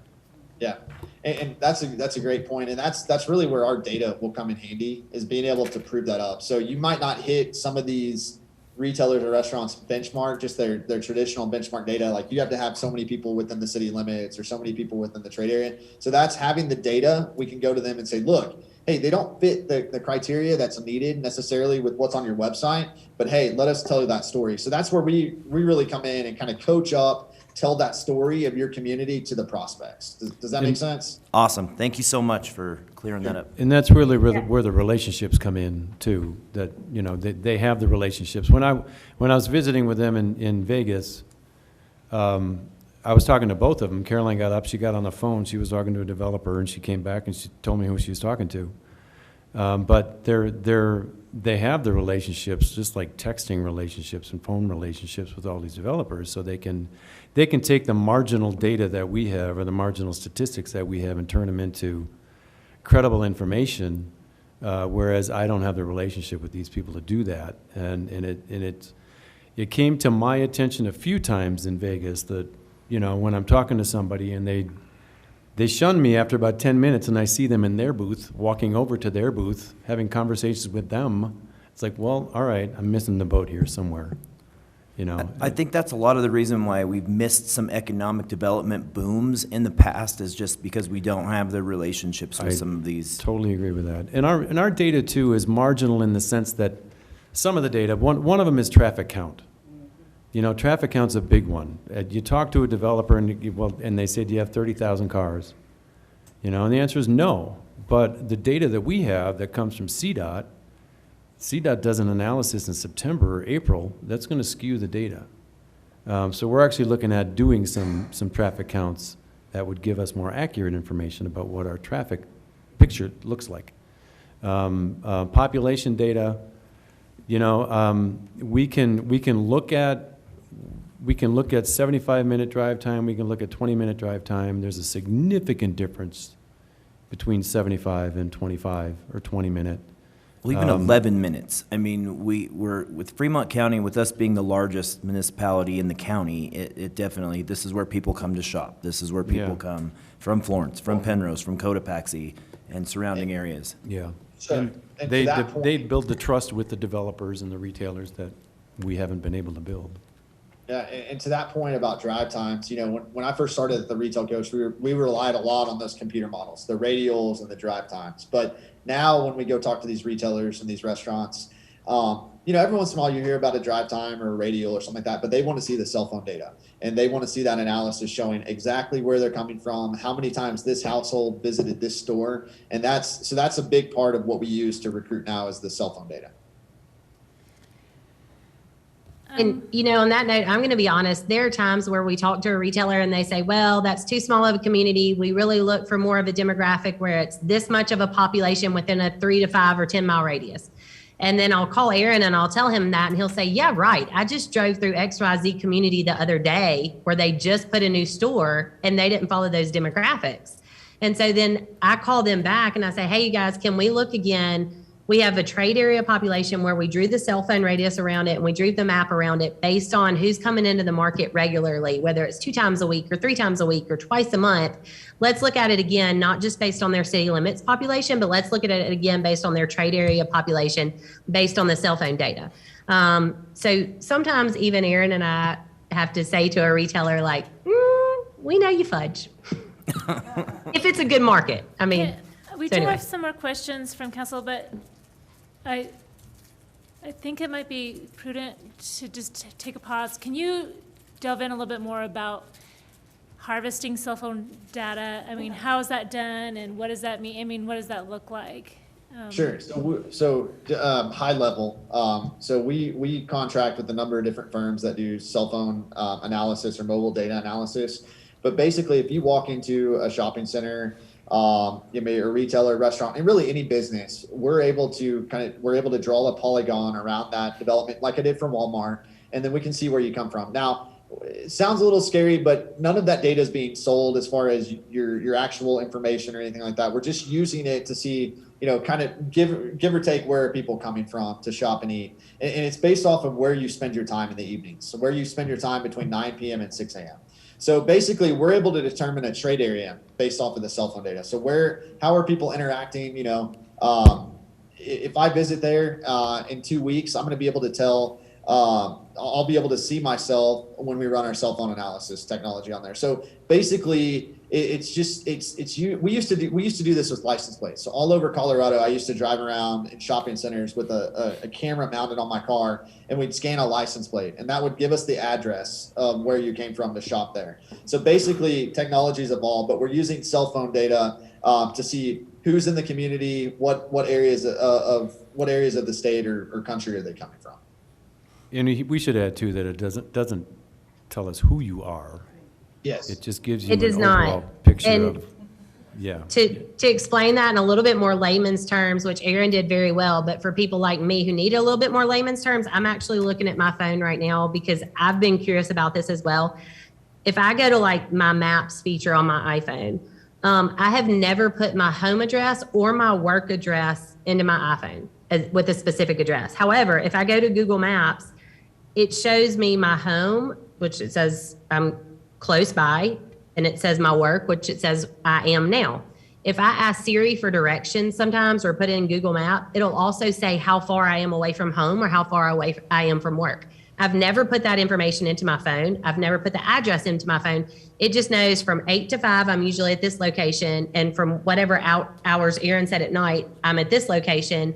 So it's marked those as my home and work address in my phone. So based on my zip code for my home address of where I am at night, that's where if I go to a neighboring community to shop or wherever, it can tell that I'm coming from this zip code to shop in that zip code, and then I go back to my home address to make it a little bit more layman's terms. And I don't know how it all works. That's why Aaron explains to me, and we pay for the services that we do, and we have a director of technology and research. I just talk to the retailers. And let's go to Councilmember Tracy, and then Worthington will be next. Thanks. I'm not sure if this question is for Rick or for Aaron and Caroline or all of you, but a lot of what you've talked about seems to relate to national chains, and I wonder where does independent businesses fit in, whether it's an independent retailer or restaurant or whatever. Where does that fit into this process? Some of the data that I was researching, some of the businesses I was researching in Buxton were not national chains. They were smaller restaurants. Mm-hmm. Maybe they had 2-3 restaurants. Mm-hmm. So the data was still in there. I was actually trying to recruit one of them, and actually had some help in town trying to recruit one of them, and that didn't pan out. There is a lot of interest in this community to not go with big chains in areas. So there, yeah, I can understand the question, but there are smaller ones. It seems like we want to be, no matter what we do, we want to be sure we're not overlooking entrepreneurs who may already be here, and so. Or has a successful restaurant in a in a Colorado city that they could have their Right. first chain here in Canada. Yeah. One of the first restaurants I tried to recruit was a Durango restaurant. And I think that it goes back to a comment that Aaron made earlier, that, you know, if Rick has somebody come into his office that wants to start a brewery or has a brewery, you know, they can help him with that information so that, you know, try and get that business off on the right foot. Well, we don't want to be waiting for people to show up at our office, right? We want to be recruiting them, Yep. going to them. Well, at the same time, as much as I love local business, national chains do offer some things that we can't get. But we don't as want to far look as- like everybody else. Yeah, yeah. I just hate to see people leave town and drop that tax money elsewhere. Totally agree with So you. Aaron's dying over Yeah, there. Aaron's- He yeah, really wants- wants to say something. I've got to say this. So I completely agree with y'all. So I live in a small town, somewhat small town, growing town outside of Austin.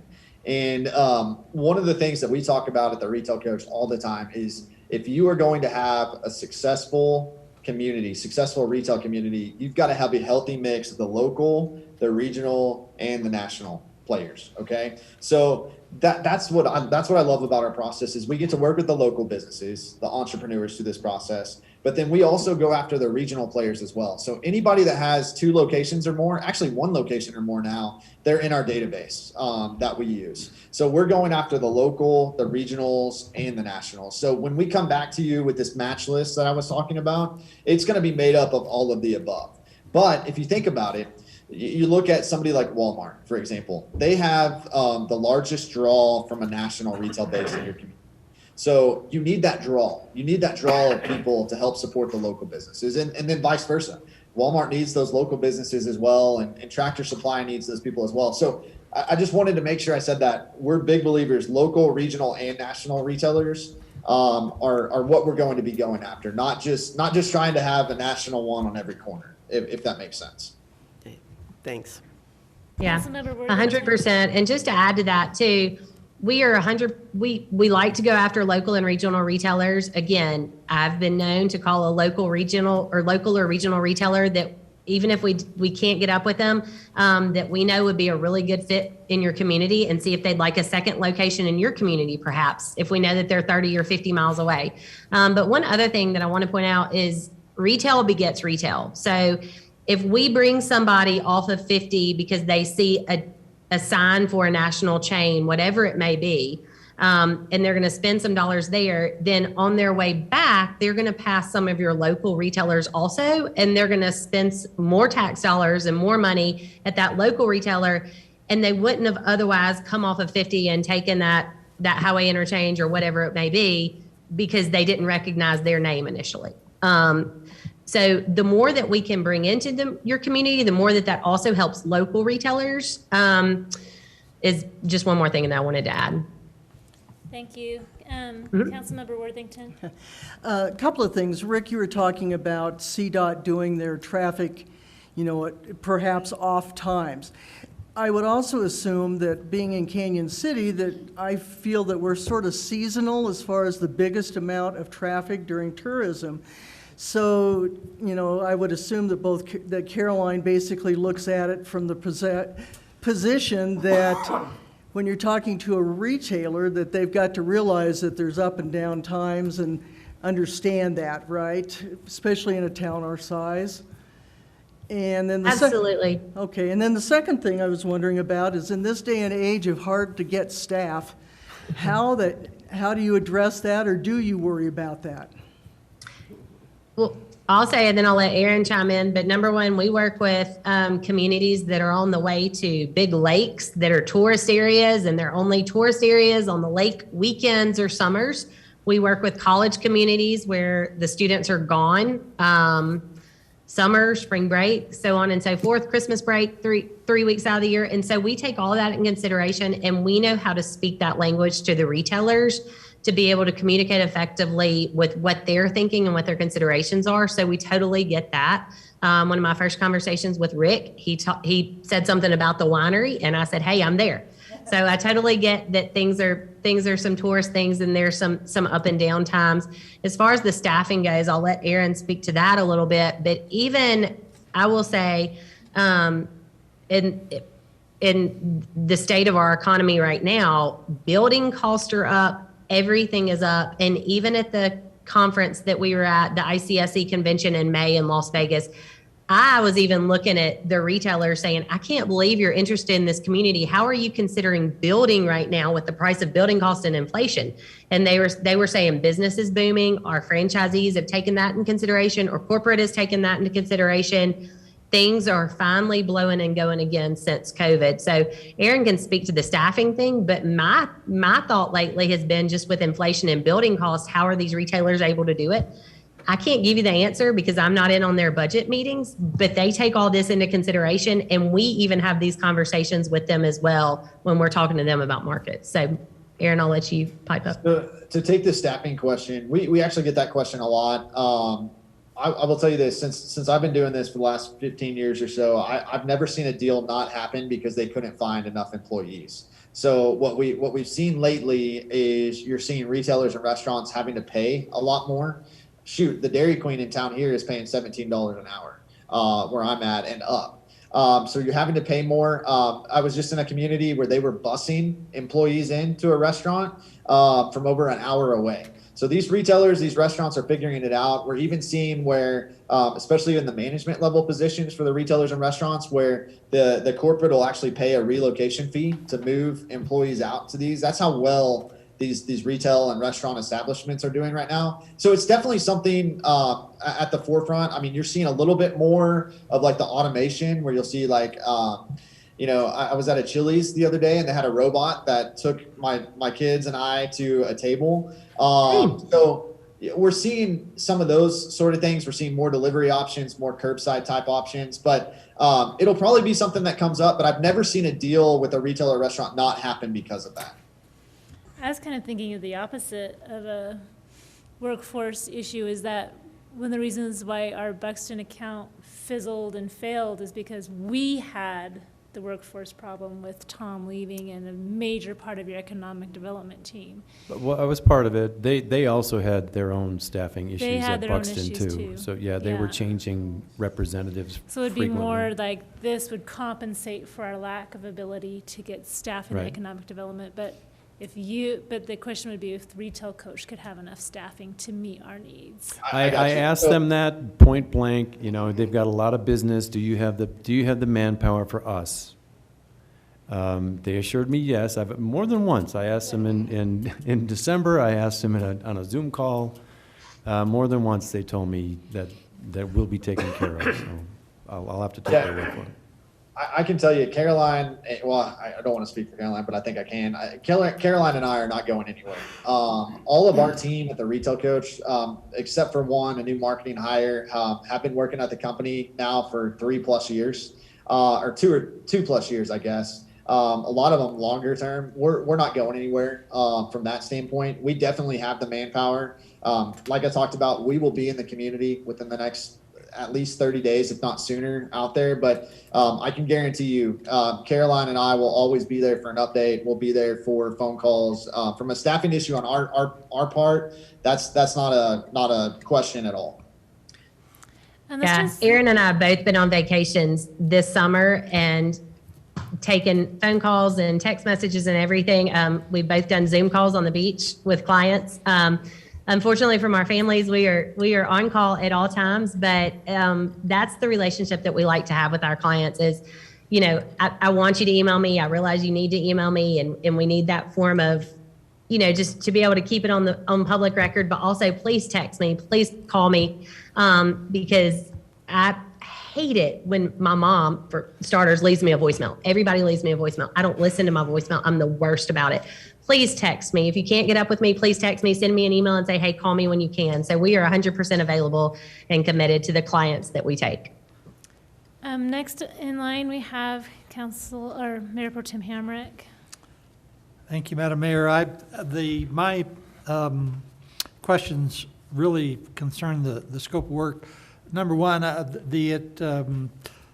little bit concerned when we refer to an Appendix A in our contract and don't have an Appendix A. We have an equivalent, I realize. But my question is, for $40,000, you have 7 phases listed as being project steps. Where do we get to? What phase do we get through with our $40,000? We'll be through all the phases. We, like we talked about previously, but phase 1 and 2 are really the data phases. Focus on the data, the market analysis. We start with phase 3, identifying sites, phase 4, marketing and branding, and recruitment starts from there. So it'll be everything in that first 12 months of working together. We actually, because of the relationships we have, we don't wait until we get to phase 5 to start recruitment. Caroline and I were talking about this already. We have some ideas on who we need to go ahead and reach out to that could be a fit for the community. So you're going to get to everything that's included in that scope of work through this partnership. Thank you. Our goal would be to have at least 10 months of actual recruitment on your behalf during this initial partnership. But like I said, we'll start recruiting immediately. Councilmember Stein? Thank you. This is a question for Rick. And Rick, I know we put a lot of work into all the data that's in Picture Canyon City 2040. Can we leverage any of that data to give to them? Like we have potential sites and we're a bedroom community. Mm-hmm. I think that's important to know. I mean, they probably already know that, but what I'm saying is there's a lot of data in there that we've already committed to. Yeah, absolutely. Yeah, Okay. there's a lot of that. Another thing that we really haven't brought up here is he was talking about the GIS and the mapping. We have a similar service right now through GIS planning called Zoom Prospector that has properties in our community listed on our website, choosecanyonscity.com. That property, those listings in the property technically are supposed to be linked to LoopNet or another real estate service, but nothing on there is accurate because it all has to be manually done. They'll be managing that process. But yeah, any of the data that we have, any of the reports that we've done, the comp plan, anything is going to be good information for them. Skyline Steel, Thank you. Constantino's. Skyline Steel, absolutely. We've talked about those in DC, in Vegas. Skyline Steel, Constantino's. They also have, and I'm not going to name properties, but there's some properties on the east side of town that'd be excellent for redevelopment, and they also have Yeah, those relationships. The Abbey development too with that commercial. Abbey is space. another one, yeah. So all of that Lots of stuff will be opportunities. discussed. Councilmember Tracy. Oh, actually, Amy was in Yeah, line before I you. was just going to say that. No, Yes, go ahead. Thank you. Councilmember Schmischer. Thank you, Madam Mayor, and thank you, Councilwoman Tracy. I had a couple of questions. Going back a little bit to Mayor Pro Tem Hamrick's, thank you for clarifying that you would get through all of the phases during the first year. If we were to move forward with this proposal, what would you advise would be the specific measures of success that we should be looking for at the 10-month mark when we were considering whether or not to renew for a year? What does success look like 1 year in? Good question. Yeah, that's a great question. So we're going to get real answers from retailers and restaurants. So we're going to have, I don't know if you'll remember, I had that Airtable system, project management system, where you could see all the conversations there. That's really the measure of success for us, is how many site visits have we had? How many real conversations have we had with retailers and restaurants?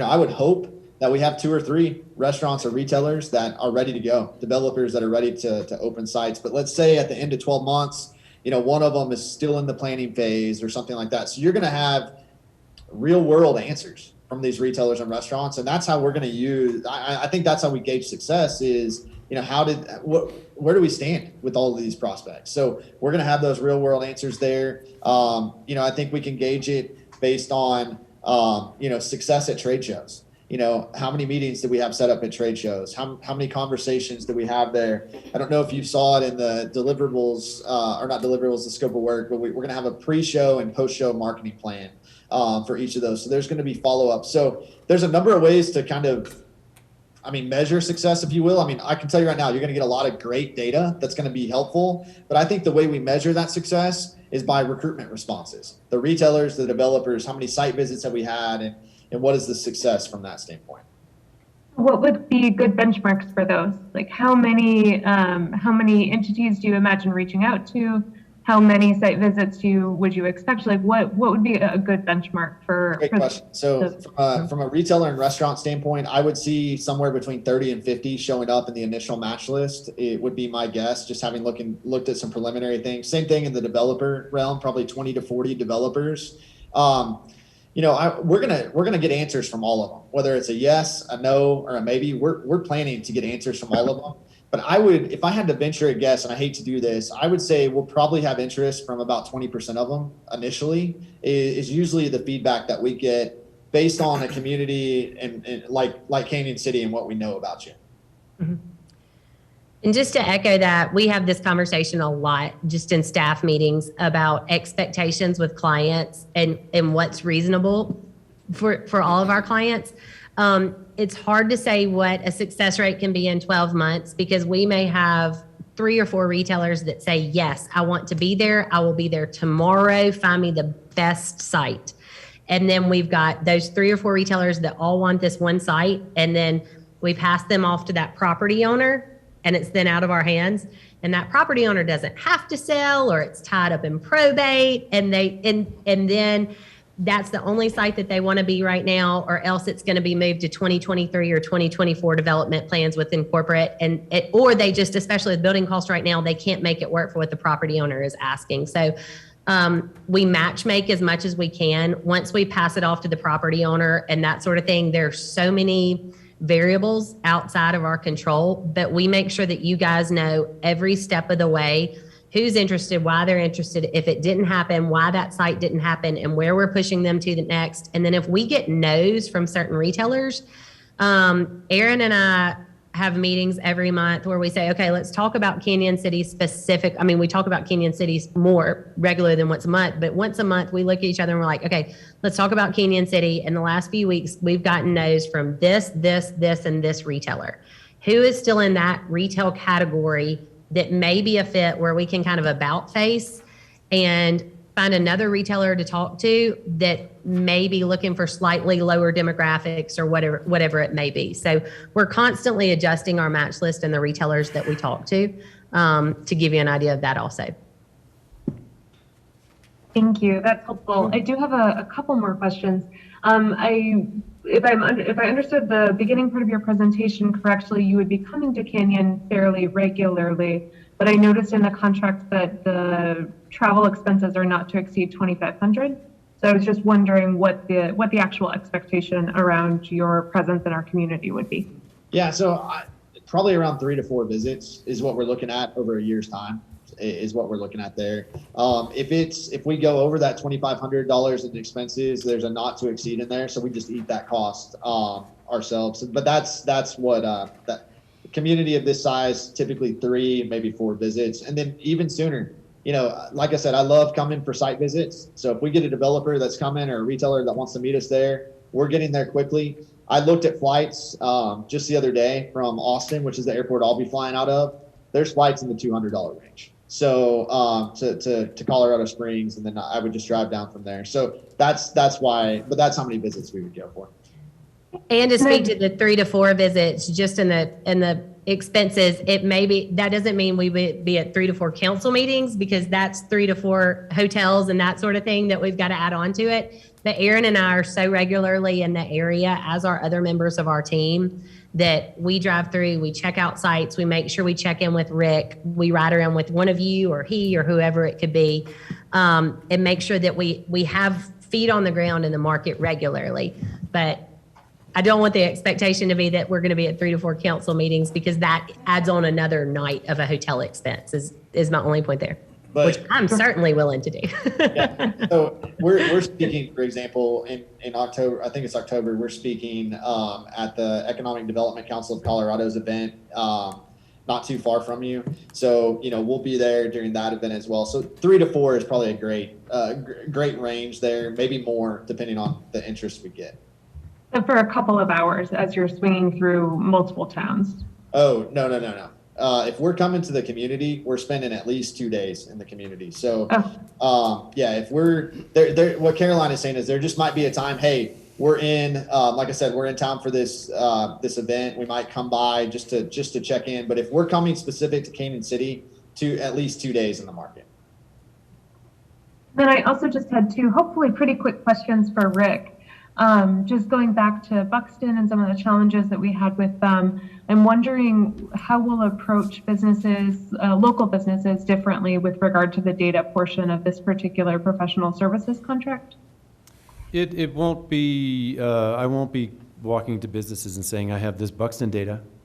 But I think I have what we'll have, and we haven't talked specifically about how we want to do this, but the data that they'll have available will probably be able to package a little differently. It's still going to be the same data. They just have better reporting than we were able to get with the Buxton data.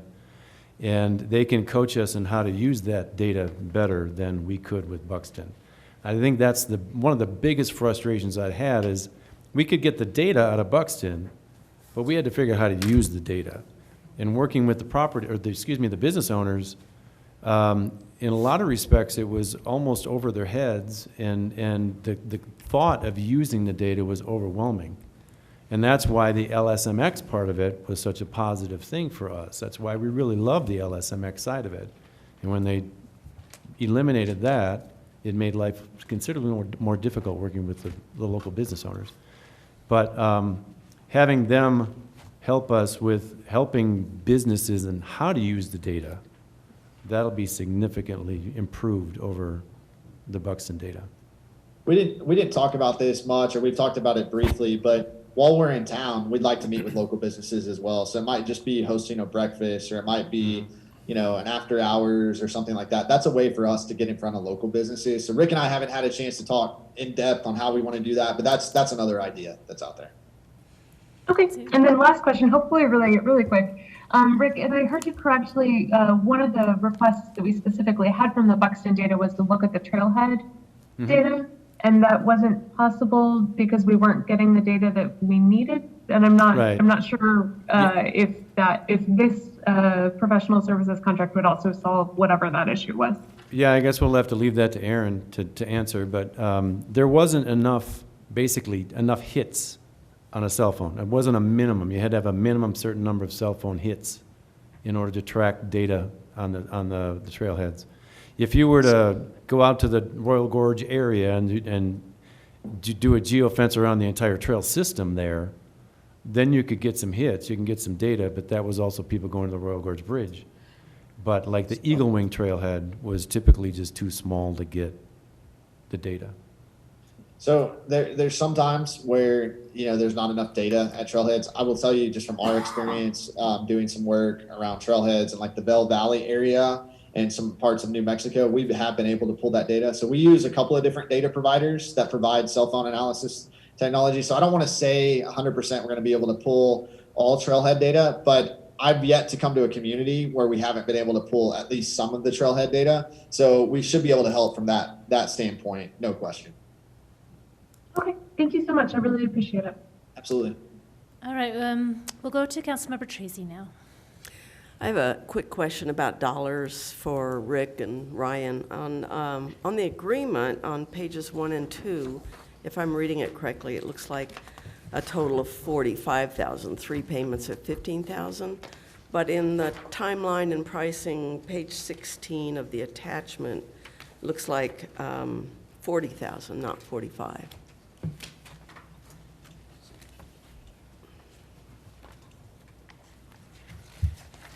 That's a good find. Thank you. Yeah, it's 42,500, not to exceed, basically, 42,500. So it's the 40,000 plus the 2,500 in reimbursable expenses. So, okay, the 40,000 without the travel is the correct number. Okay. So then the agreement needs to be adjusted to reflect that, I guess. Yeah, I agree with that. Okay. Where did you find that? Did you have any more questions, Councilmember Tracy? No, thank you, ma'am. Councilmember Dennehy? Thank you. I just have a quick question as to how many cities in Colorado do you represent? I just didn't find the 45. So currently, right now, we're working with 3 cities in Colorado. 3 cities? Yes, sir. Okay. And size-wise, I don't need to know the cities, but equivalency, size-wise. I did see that you were out in Bennett, Colorado, I believe it was. Correct. So and- roughly, their population's hard to tie down for a city, but roughly 5,000. Another community, roughly 25,000. And then another community, city population-wise, about 50,000. Okay. And when you, when you're working with, let's just go back to what you said on a few Chick-fil-A's. Chick-fil-A is only going to build so much. They're going to build it anywhere they're going to make money. I understand that. But still, there's the construction cost in that each year. So how do you leverage that between the competing cities within a state already? So we don't work with any competing communities. So if we work with, if we get a chance to work with you, we're not working with Pueblo, for example. So, you know, Chick-fil-A, if they were to locate a store in your community, they're going to locate a store 50 miles down the road. So we actually, as part of just, it's just part of something that we've always done at the Retail Coach. We won't work with any of your competing communities. But let's say for Bennett, Colorado, we're working with a restaurant there right now to locate a store there. I was talking about some of the ones we're going to go out and recruit. I'm going to go talk to that broker that's representing that restaurant and say, hey, come tell me what you think about Canyon City. So we won't work with any directly competing communities, but I think with those 3 others that we're working with right now in Colorado, we'll be able to leverage some of those relationships. Thank you. Absolutely. Any more questions from council or comments from Ryan or Rick before we make a decision? I guess one comment on the funding here. It looks like the third payment, as far as amending the contract, instead of no later than December 31st, the city shall pay consultant $15,000. It should be $10,000. And I missed that. We'll definitely after check on that edit. and send it over to you guys to be amended. No, but from our standpoint, I'm looking at it here now, and you're correct, Rick. That's correct. So if a council member would like to make a motion, be sure to amend it so that the third payment would be at $10,000 to make a total of $42,500 for a 1-year contract. The only other comment that I would have just to close this out is, you know, we do look at this as kind of a staff augmentation, so, you know, bringing on somebody as a partner to the economic development team. Economic development is a huge realm, and, you know, we've got Rick working on a lot of different things. So in order to take some of this off of his plate, so when he's getting involved with a retailer, it's a more qualified lead. It's somebody that's on the ground. You know, that's going to help a lot to keep Rick focused on our industry recruitment and trying to get more primary jobs here. So with that being said, are we going to vacate the other position? No, that's still a position that we're looking to hire, yes. We are looking at creating a little bit more of a downtown partnership, though, to see if there are, like the chamber or maybe a downtown partnership of sorts could fill some of those needs, and then kind of reassess what's missing, so to speak. So I'm a little bit curious. We still need something, though. We still need somebody in this community. Yeah. that- Ryan, in thinking about the financial security of our community, especially with the possibility of a recession that is predicted, I want to make sure that we protect our economy. Is this and there's a point where we need to just scale down and just see ourselves through potentially difficult times, and then there's certain tools or facets where we need to be proactive to protect our community the best we can to keep moving forward and protect us during this.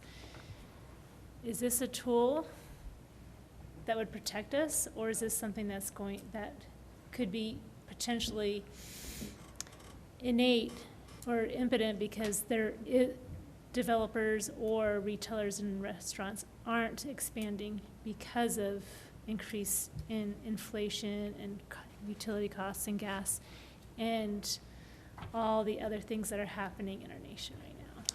Yeah, I think, I don't know that my crystal ball can see I know, that clearly. that's hard, You know, but it's that- something we need to probably. It's a hard question to answer. I think, you know, retail development, you know, is certainly one of those things where even during a recession, they're still planning and they're still looking towards the future, even if they're not currently building. So, You know, I don't know that I can answer beyond that. We're gonna go to Aaron first and then Kathy. I had a quick, so I've been asked that question a couple of times over the last year or so as we're, you know, maybe wading into some rocky territory with the economy. I will tell you this, we just got back a little over a month ago from the International Council of Shopping Centers conference in Vegas. Those retailers and restaurants out there, those developers they've got money now. They're ready to move. They're moving on deals. But number two is where our partnership can help are with those local businesses. So let's say, God forbid, a bad recession hits. Usually those local restaurants, those local retailers are the ones that suffer. We're going to be able to get them data to help them understand their consumer a little bit better, make smarter, better marketing decisions, so that's going to be data they can use to help weather the storm if it comes. From that standpoint. Now, we're already seeing some of that with inflation and those sort of things, but that's where I think we can help as much as just looking to recruit and bring people in. We can work with your existing businesses that use the data to help get them through what potentially could be coming. Councilmember Worthington.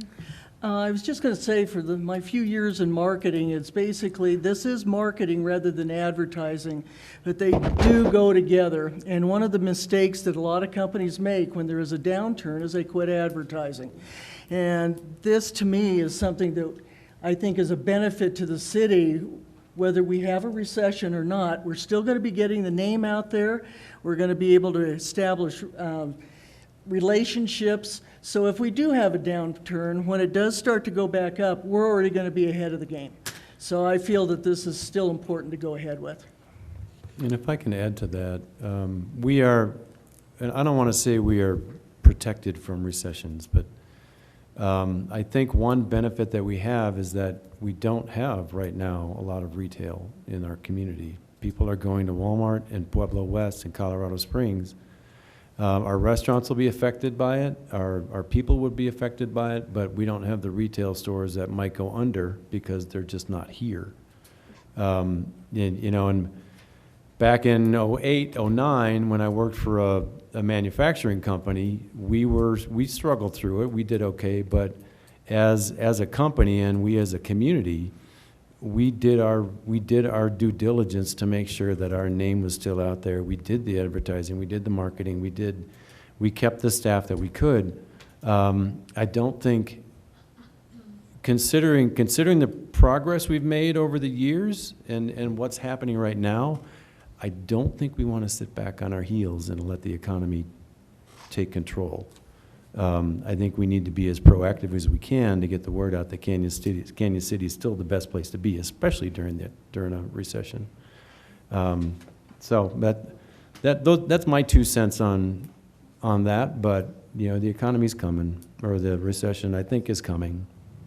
But I think we're probably in a better position than we think we are. Councilmember Stein. Thank you, Mayor. This is just a comment, and I'm not any kind of expert, don't pretend to be, but I have to live off my investments at my age, and it's been ugly in a lot of sectors. But today, right now, Panera Bread is selling for $314.93 a share. Yum Brands, which includes Kentucky Fried Chicken, is selling for $117.33 a share. So, people are not spending as much maybe on, they're cutting back on their driving, they're cutting back on some other kinds of retail. But I think restaurant brands are still pretty strong right now.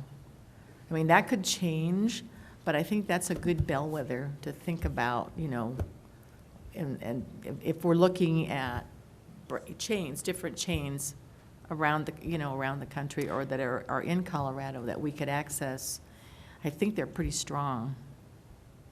And somewhat related to that too, on the retail side, some of the companies, especially during COVID, they are already redefining themselves for smaller economy, for less business. Kohl's just introduced a smaller footprint, and I'd love to bring them into town. They introduced a smaller footprint, and I want to get a developer to create something like Kohl's. So the businesses, and those were some of the discussions we had with Aaron and Caroline when I was there too, the businesses are adjusting already and have been adjusting already to impacts of COVID. So I think they're probably protected to some extent from what's about to happen. Councilmember Tracy? If you're ready for a motion, Let's do it. I'll do that. And I'll just say, too, that I think that it will be really worthwhile to get some traffic counts during the summer tourism season, because I think we saw, even with COVID in the last 2 years, people wanted to travel. That they may cut back on how they travel, what they spend money on, but I don't see that traffic going away through Canyon City, so I share your optimism. And on that note, I'll move that we authorize the city administrator to sign a professional services agreement with the retail coach with the amendment in Roman numeral 3, section B3, changing that number from $15,000 to $10,000. Second. There's been a motion and a second. Any discussion? Let's call a vote. Councilmember Dennehy? Aye. Schmisher? Aye. B. Smith? Aye. Stein? Aye. Tracy? Aye. Worthington? Aye. Mayor Pro Tem Hamrick? Aye. Excellent. Thank you, council. Thank you, staff. Thank you, Caroline and Aaron, for your time and your presentation today. Looking forward to Thank all meeting of you you. in person when you come to Canyon. Absolutely. Me too. We'll get that trip planned quickly. We're going to get a kickoff meeting scheduled with Rick, and appreciate it. We're really excited about this partnership, and appreciate your time tonight. Thank you. Looking forward to it. Thanks, All you right. guys. Y'all have a good one. Thank you. All right, it is high time we open up a public hearing. I believe we have someone who's been waiting a really long time. Thank you for your patience. So this public hearing is opened, and this is for 8A, a new liquor license for entertainment and lodging for the Canyon, located at 127 Justice Center Road, Suite P and P2 in Canyon City, Colorado. And I'll turn the time over to the city clerk for her report. City Clerk. The Canyon has all their paperwork in. We're still waiting to hear from the state simply because they're behind on everything right now for liquor licensing, but I think I'll hear later in the week. They're not asking for any more paperwork, so everything is in there. When we changed the liquor code for ordinance 3 earlier in the year, that was to address the situation so that they could have it with the Goal Academy in the same area. And everything is set on my part and ready to go. Well, let's hear from the applicant. Well, thank you, Mayor and Clerk and Council. It's a pleasure to be here. I'm sorry I missed talking with Aaron and Caroline, but I'm going to leave behind 2 passes for them when they get to town. Because first of all, they're going to need something to do at night. And second of all, I'd sure like to meet them and talk to them, because we've got some ideas on some places that would be compatible with the theater, and there are some vacancies in the center. I did want to key, I'm not going to talk very long. My bladder will give out after a little bit here, but I did want to key off of what I just heard a little bit with a few statistics for you. Is that in 2019, the 4 Mile Cinema did about 53,000 admissions, give or take a few. According to our analysis of the unincarcerated population of Fremont County, you should be doing closer to 90 to 120,000 admissions. So there's a lot of leakage to Colorado Springs and Pueblo, and our job is to help stop that leakage and keep people here. And for every 10 movie visits, about 7 are associated with a meal.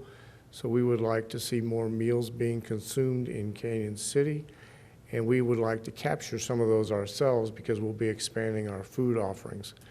And part of what you're hearing today is we also, to keep more people at home, we are moving a little bit more towards modernity in movie theaters. Movie theaters are more and more refocusing to be a night out rather than just a place to see flickering images on a screen. And so we are moving down the continuum of, on one hand, you have soda, popcorn, candy, and at the other hand, you have full restaurant service. And somewhere in between there is where we aspire to be, and we're taking the first steps towards that tonight by the addition of adult beverages, and we'll be expanding our hot food offerings as well. We've got a lot of other plans for the theater. I'd be happy to talk to about those as long as you want, but the focus tonight is on the first step of that process, and that's to request a liquor license.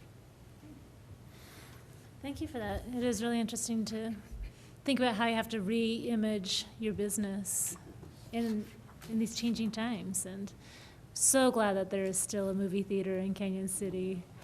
Those were sad days when it was closed for a while, so.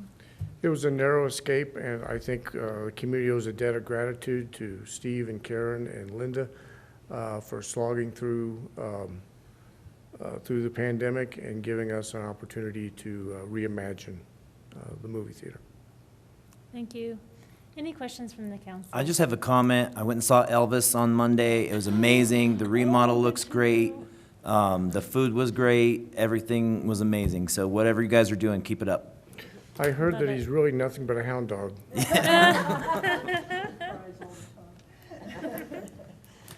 Cute. All right, well, wow. Councilmember Tracy. That's a good question. Can you tell us a little bit about any outreach you did with area businesses in the shopping center primarily? We took our petition around to the shopping center tenants, and I did have a conversation with Gold Academy, and they were favorably disposed to the degree that the local people had a say. I think the tenants are more excited about the possibility that our plans for doing a drive-in theater behind the theater next year, and for them liquor licenses. Yeah, okay, great, but you're going to do a drive-in theater that's could be a real traffic builder for the center and a draw for the community, because the people will come from 30, 40, and 50 miles for a drive-in because it's still a thing. And when we have a drive-in, it'll be a little bit of a boutique drive-in. I mean, 50, 60 cars maybe, and a seating area up front, and a beer garden. But that's not addressed in this application. We'd have to change our premise a little bit. Got it. Thank you. That's super fun. If there aren't any questions, I would love, well, first, I would like to recognize that there's no one in the audience for the public to have an opportunity to speak. So that's done. And then I'll close the public hearing and call for a motion. Oh, Councilmember Schmischer. Thank you, Madam Mayor. I just wanted to check in with City Clerk Foster Owens to see if it was okay that we go ahead and motion, even though the state hasn't finished its piece of this yet. Does the sequencing of those two actions matter? Thanks. No, ma'am. Actually, even though they'll tell me that all their stuff is good to go, they don't do anything officially. We actually have to make the first step before they can do anything officially. Gotcha. Thank you so much. I would like to entertain a motion. Councilmember Smith. Madam Mayor and Council, I move to approve the liquor license for the Canyon located at 127 Justice Center Road, Suite P and P2 in Canyon City. Second. There's been a motion and a second. Any discussion? Call vote. Councilmember Dennehy? Aye. Schmischer? Aye. B. Smith? Aye. Stein? Aye. Tracy? Aye. Worthington? Aye. Mayor Pro Tem Hamrick? Aye. Excellent. Congratulations on the expansion of your business. Thank you, and now that the vote's over, I'm going to leave behind some passes for the people left in the room. I think that's you guys. I'll leave these for the clerk. Is that allowable? It is. Okay. Thank you very much. Just make sure you buy a lot of popcorn. Oh, that's. Have my bowl. Yeah. Kettle corn, too. Yeah, but you got your Oh, bowl nice. already. We bring our bowls in, we're good. Yeah. Well, we don't bring them in, but. There you go. Thank you. Thank you so much. It's time to turn to the agenda, item 9A, second reading and adoption by title only of ordinance 13. This is the ordinance rezoning certain real property within the city of Canyon City. Ryan. Yeah, thank you, Madam Mayor. This is the rezoning of Keystone Ridge. This is second reading. We have not received any additional public comments, and staff would recommend approval on second reading. Mayor Pro Tem Hamrick. Madam Mayor, I move that we approve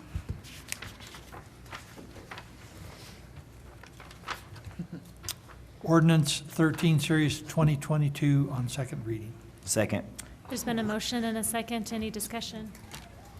Call vote. Councilmember Dennehy? Aye. Schmisher? Aye. B. Smith? Aye. Stein? Aye. Tracy? Aye. Worthington? Aye. Mayor Pro Tem Hamrick? Aye. Excellent. We're excited for that. Yes, we are. This has been a good meeting. I feel like we've been productive, so this is good. Last item on the agenda, 9B. This is introduction and adoption by title only of Resolution 10, Series of 2022, entitled, "A Resolution of the City of Canyon City, Colorado, establishing fees related to permitting utility terrain vehicles." Thank you, Madam Mayor. The resolution number 10 before you sets the permit fees that were for the UTV ordinance. It sets the permit fees for $50 per year for in-city residents and $100 per year for non-city residents. And this was based off of some of the research that we did. We saw fees ranging a pretty wide scale, and this sets our permit fee to match what Florence does. So we're very similar to what our neighbors are doing. Is this the second reading? No. It's a one-time. So one and only, because it's a resolution. Correct. Councilmember Tracy. A couple quick questions. Should we actually say $50 per year in the resolution and $100 per year? And the other question is, are we doing this on a calendar year basis or? It's a year from registration. So it's From date, yeah. okay. Should we say per year in here? I will. Well, just like your tags. If you get them in August, you have till August. Right, I'm just wondering our if the legal resolution expert, should weigh in. specify. But yeah, if it's intended to be annual, I would add after, for the permitting of UTVs in the section 1 on an annual basis. Permitting of UTVs on an annual basis, okay. Okay. Councilmember Smith. I was just gonna make the motion if everybody's done with questions, but Amy has her hand up. All right, Amy. Hopefully a really quick just statement.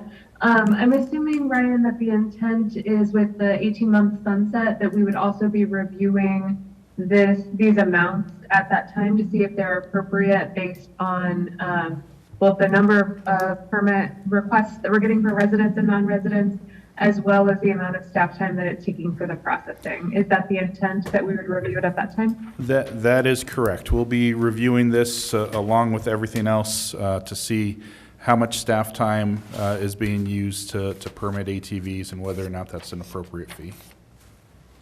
Great, thank you so much. Back to you, Councilmember Smith.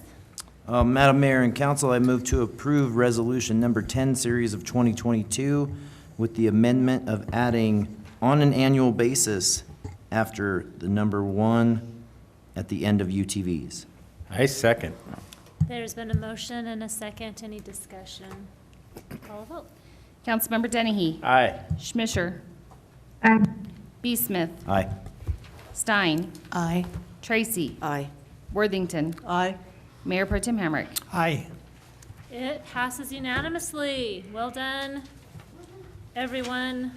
Have a good night. This meeting is adjourned. Safe travels to you, Councilmember Schmisher, as well.